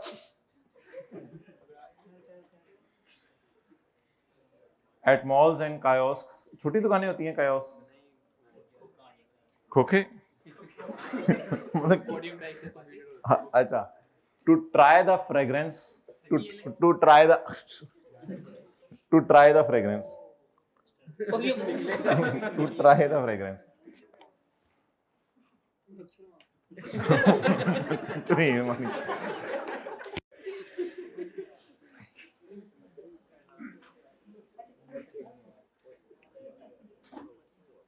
ये एक बड़ी इंपॉर्टेंट डेफिनेशन है। Putting to business use, putting to private use नहीं। बेगम बच्चों इधर आना, ये नहीं। फिर पुटिंग टू प्राइवेट होता, पुटिंग टू प्राइवेट होता, फिर पुटिंग टू प्राइवेट होता, putting to non business use, non profit इदारे में जाके, ये नहीं। Putting to business use, putting to business use of goods produce during taxable activity. ये लिख के आए आज लॉ की प्रोविजन, क्योंकि थ्योरी का सवाल भी आ सकते हैं ना, पॉइंट 8 का। थ्योरी के सवालों में भी तो पॉइंट 8 आता है। ये सवाल के इसको थ्योरी में लिखो, लिखें putting to business use of perfumes which were produced putting to, ये 700 के आगे लिख लेना, देख रहे हैं कौन सा 700, एक ही सफे पे 700 नजर आ रहा है, वो भी नजर नहीं आ रहा। बचपन में कहते थे आंखें बनते हैं। अच्छा, putting to business use of perfumes which are produced, excellent, which are produced during, मैं excellent अपने आपको दे रहा हूं, आपको अच्छा पढ़ा है। Putting तो अपने वहां से excellent समझ ले। Putting to business use of perfumes produced during taxable activity falls under definition of supply, falls under definition of supply।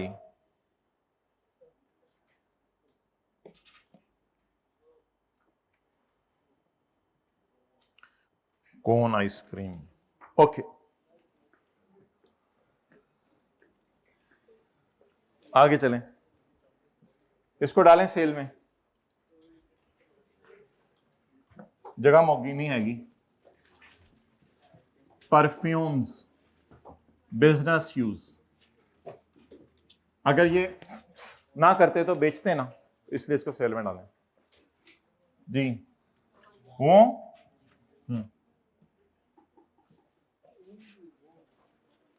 Bus is over from my side in this numerical because we're not going to prepare the face of this.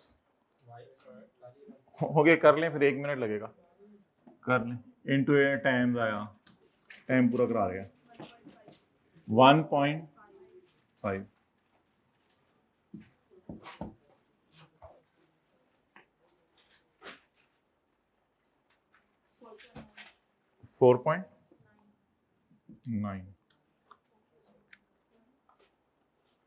और 2.7।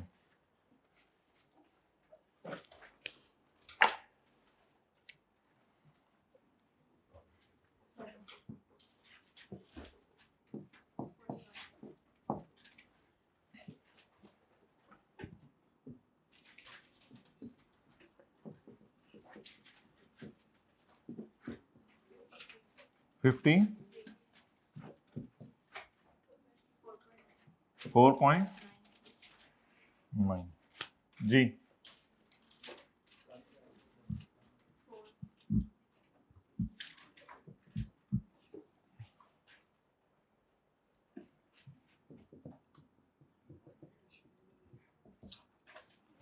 जी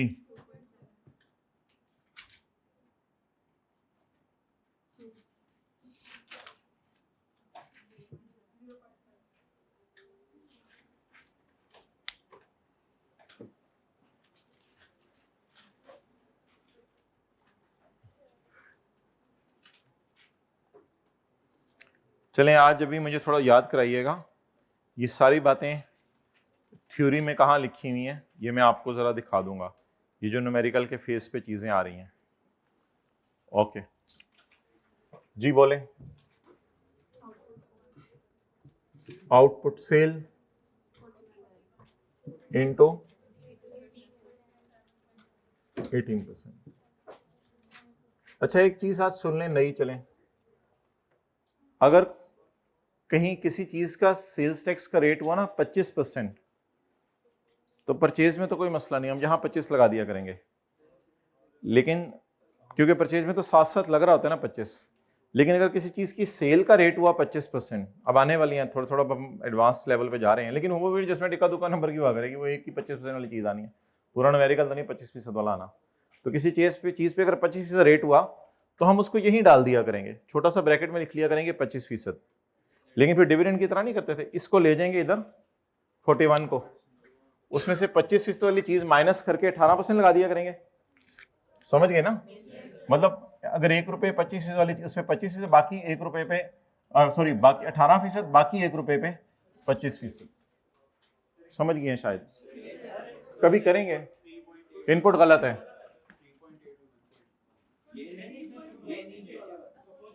जी, कितना 3.8 और 1.1।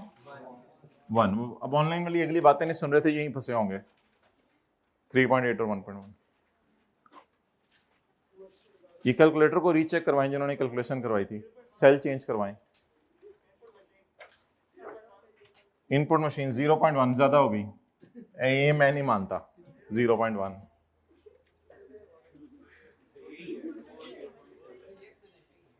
0.67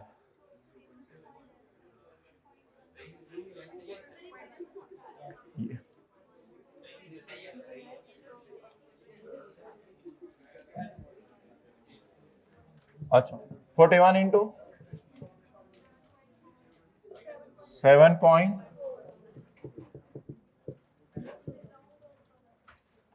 ठीक है।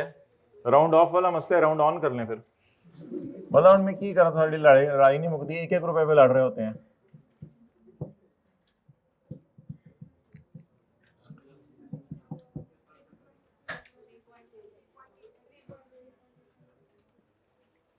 जी actual 3 ये brought forward नहीं है ना। 7.4 into 90%। कितना कैरी फॉरवर्ड होगा? कैलकुलेटर पकड़े, कोई एक दो को कर तो लेने दें। कैलकुलेटर पकड़े मैं डियर, जल्दी बताएं कितना कैरी फॉरवर्ड होगा। पागल है, इन्हें नहीं है। 3.6 लेस इनपुट मशीन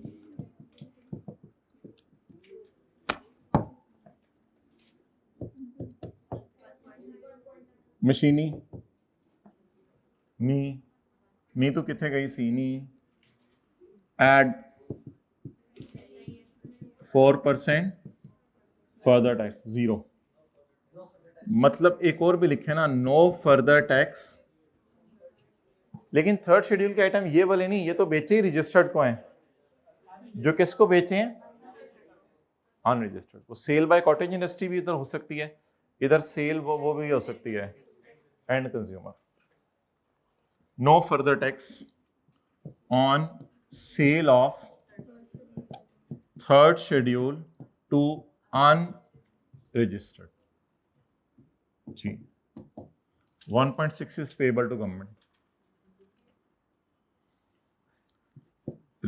अच्छा कैरी फॉरवर्ड कोई है? Carry forward input, carry forward नहीं। मतलब कैरी फॉरवर्ड नहीं है ना, मतलब कैरी फॉरवर्ड कोई बना ही नहीं, मतलब नहीं है ना। मैं क्या करूं? Refund on 0 rates 1 point plus 0.1.8। अब आप हजरात जो है वो ओपन करें सारी थ्योरी की बातें। 3 बातें हैं।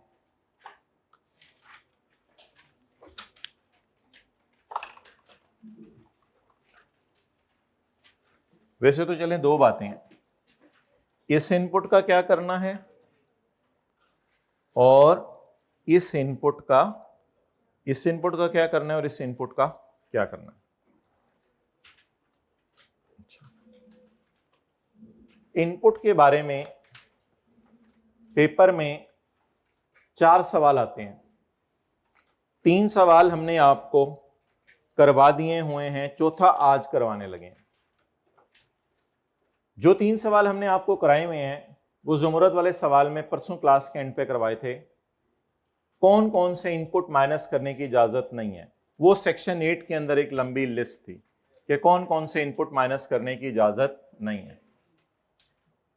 एक था कि भूला हुआ इनपुट अगले 6 महीने में रिकॉर्ड हो सकता है, वो ये भी एक सवाल अभी आया था इसमें।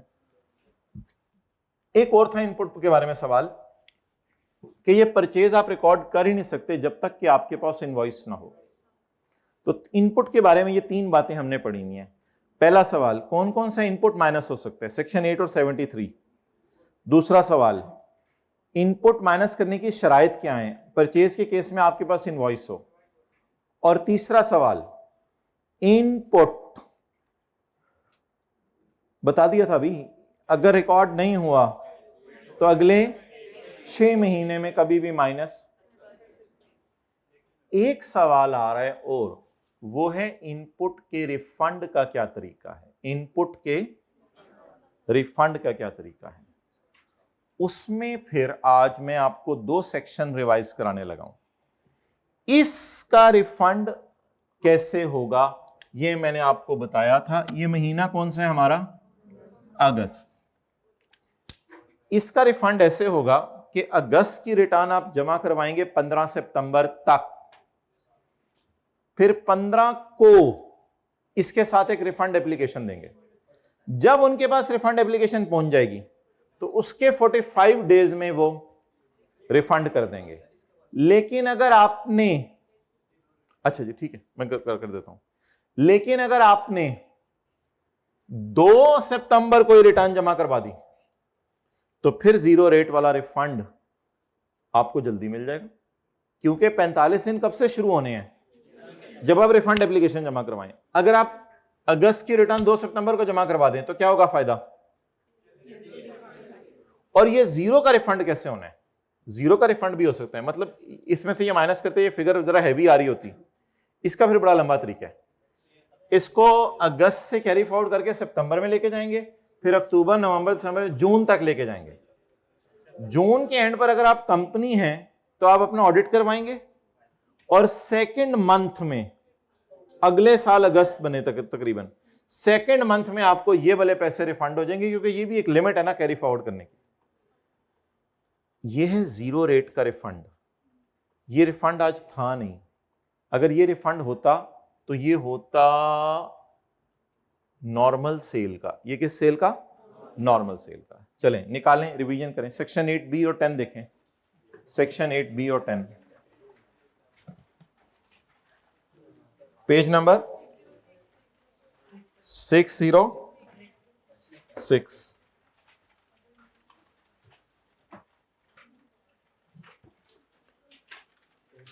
अच्छा एक बात सुन लें, वो एक अलग बात है, वो हम शायद आपको कहीं दिखाएं ना, क्योंकि ये बात हमने पहले दिन पढ़ ली थी। ये जो होता है ना, ये होता है जिसको आप कहते हैं पेएबल टू गवर्नमेंट, तो इसके साथ आप लिख सकते हैं पेएबल बाय 15 सितंबर। ये तो अलग बात है ना, ये 16 लाख आपने गवर्नमेंट को 15 सितंबर तक देना है, ऐसा ही है ना, याद है ना। तो रिटर्न कब जमा करवानी होती है, अगस्त की 15 सितंबर तक, तो ये गवर्नमेंट को कब पे करना होता है। अब मसला रह गया इन दोनों का, इन दोनों का देखते हैं क्या करना है, ये वाला क्या करना है, ये वाला क्या करना है, इन दोनों का। इसका मसला हल हो गया 1.6 का।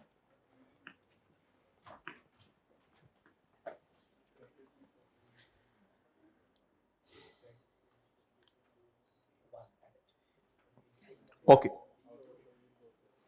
एडजस्टेबल इनपुट टैक्स, एक बंदा इनपुट माइनस नहीं कर सकेगा जो 90% से ज्यादा हो। ये देखें, ये इनपुट था 3.8, 90% से ज्यादा माइनस नहीं कर सकते, वो तो हमारा था ही, उसके अंदर तो पूरा माइनस कर लिया। Excess input shall be carried forward to next tax month, excess को नेक्स्ट टैक्स मंथ में कैरी फॉरवर्ड करेंगे। अगर इधर से एक्सेस आता कुछ तो इसको सितंबर में कैरी फॉरवर्ड करते और अक्टूबर नवंबर करते रहते। Excess shall be carried forward to next tax month and shall be assumed as input of that month. लेकिन कब तक, द बोर्ड में बता द तरीका ऑफ रिफंड, बोर्ड इसका तरीका बताएगा। आज के नोट्स में लिखा होगा, सेक्शन 8B रिवाइज करवाया। अच्छा, input on fixed asset shall not be restricted to 90% of output. Input on fixed asset shall not be restricted to 90% of output, बल्कि पूरा माइनस होगा। लेकिन ये वाला रिफंड अभी तक हमारा अड़ा हुआ है कि ये रिफंड कब मिलना है। Where input is restricted to 90% of output, जब कभी आपने इनपुट को 90% ऑफ आउटपुट तक रोक लिया, हमारे सवाल में आज रुका नहीं था, अगर रोक लिया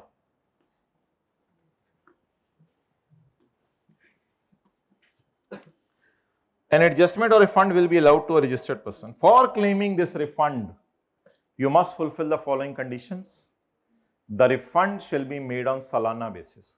ये साल में सिर्फ एक दफा रिफंड मिला करेगा। इनको अटेंटिव कर दें, इधर थोड़ा सा सीधे सही बैठे। The refund shall be made on yearly basis in the second month after the end of financial. In the second month after the end of,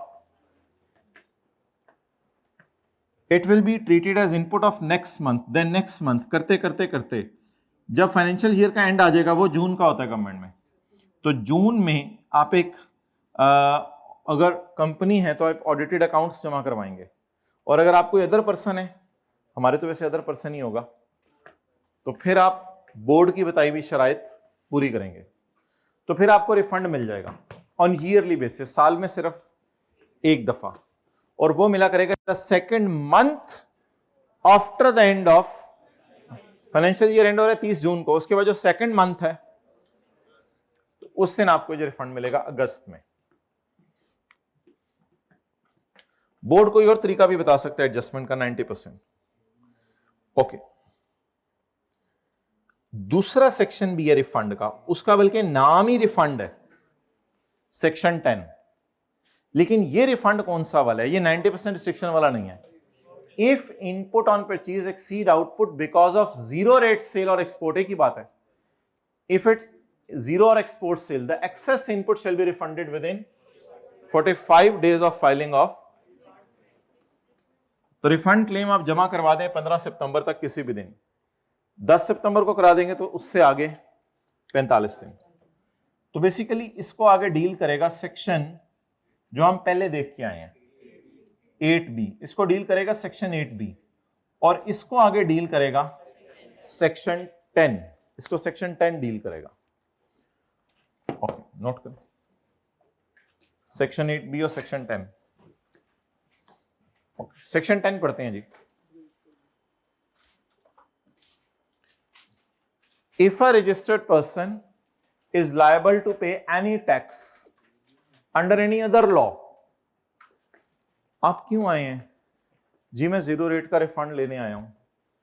चाचा जी आपने वो अपनी कैपिटल गेन इनकम के ऊपर टैक्स जमा कराया हुआ है 0.2 मिलियन, आपने कहा जमा कराने अभी, मैंने कहा चल रिफंड लेना आया, तो आपको 1.6 रिफंड मिलेगा, सिर्फ 1.8 नहीं मिलेगा। कि अगर आपने किसी और लॉ का टैक्स गवर्नमेंट का मारा हुआ है, ये तो आप गवर्नमेंट से रिफंड मांग रहे हैं ना, अगर आपने किसी और लॉ का टैक्स मारा हुआ है तो ये 1.8 पूरा नहीं मिलेगा।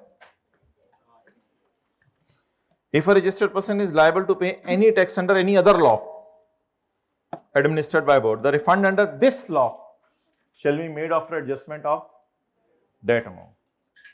और अगर खुदा ना खास्ता आपने क्लेम कर लिया इनपुट टैक्स क्रेडिट जो कि अलाउड नहीं था, अगर आपने ये 1.8 गलत रिफंड मांग लिया, पता चला ये जीरो रेट सेल नहीं था, ये तो मियां वाली को सेल थी, तो मियां समझ के आपने जीरो रेट में डाल दिया था, तो ये फिर तो फिर तो बाहर आओ, ये केड़ी एक्सपोर्ट है जी? करने तो लगे थे, वो हुई नहीं, फिर where a person has claimed input tax credit or refund which was not allowed, the case against him shall be completed within 60 days. लेकिन अगर बिल्कुल बॉर्डर पे चीजें बेची हैं तो फिर जरा देखना पड़ेगा, उधर वाले गांव को बेची हैं, इधर वाले गांव को, तो फिर ऑडिट इन्वेस्टिगेशन के लिए 60 दिन को बढ़ा दिया जाएगा 100, लेकिन कम से कम एडिशनल कमिश्नर लेवल का बंदा आएगा। और अगर बिल्कुल ही बॉर्डर लाइन पर बॉर्डर की लाइटें खड़ी हुई हैं, वहां किसी बंदे को चीज बेची है, तो फिर तो लाइन उड़ा दी जाएगी। The board may extend the period up to maximum of 9 months. तो 8B अलग है और 10 अलग है। नीनो पूरी करते हो? कितने बजे सोए थे? सच्ची सी बताना, कितने बजे सोए थे? 11 बजे, माशाल्लाह। और उठे 1 बजे? 2 बजे, 3 घंटे। और उसके अलावा फजर की नमाज पढ़ी, फिर सो गए, 6 बजे सोए, फिर कितने बजे उठे? कॉलेज का वक्त कितने बजे? 7:30। 1.5 घंटा इधर से हो गए, 8 बजे सर की क्लास, तो 1.5 घंटा इधर से हो गया। उधर से कितना टाइम? रात को कितने में सोया था? रात को 11 बजे। 11 से 2, 3, 4, 4:30। क्यों इतना पढ़ते हो? गलत है ये, जो जुल्म ना करें अपने ऊपर। कम से कम 6 घंटे तो फ्रेश माइंड के साथ पढ़ा करें। फ्रेश माइंड के साथ पढ़ेंगे, लेक्चर लेंगे तो फ्रेश माइंड के साथ मजा आएगा। ठीक है, अब जिन्होंने जाने जाएं, तो ऑनलाइन वाले हजरात सुन लें। कल का लेक्चर कौन सा होना है? Lecture number 80। तो 87 का पार्ट ए एक न्यूमेरिकल की फॉर्म में हम आज ही अपलोड कर देंगे, और पार्ट बी 87 का इंशाल्लाह कल अपलोड करेंगे। तो अब हम न्यूमेरिकल, उसमें तो न्यूमेरिकल नहीं होगा, उसमें तो चाचा खान चपेड़े होंगी। तो जाएं, जिन्होंने जाना है उनको जाने दें, जाने वाले को कौन रोक सकता है। जाएं, पॉज।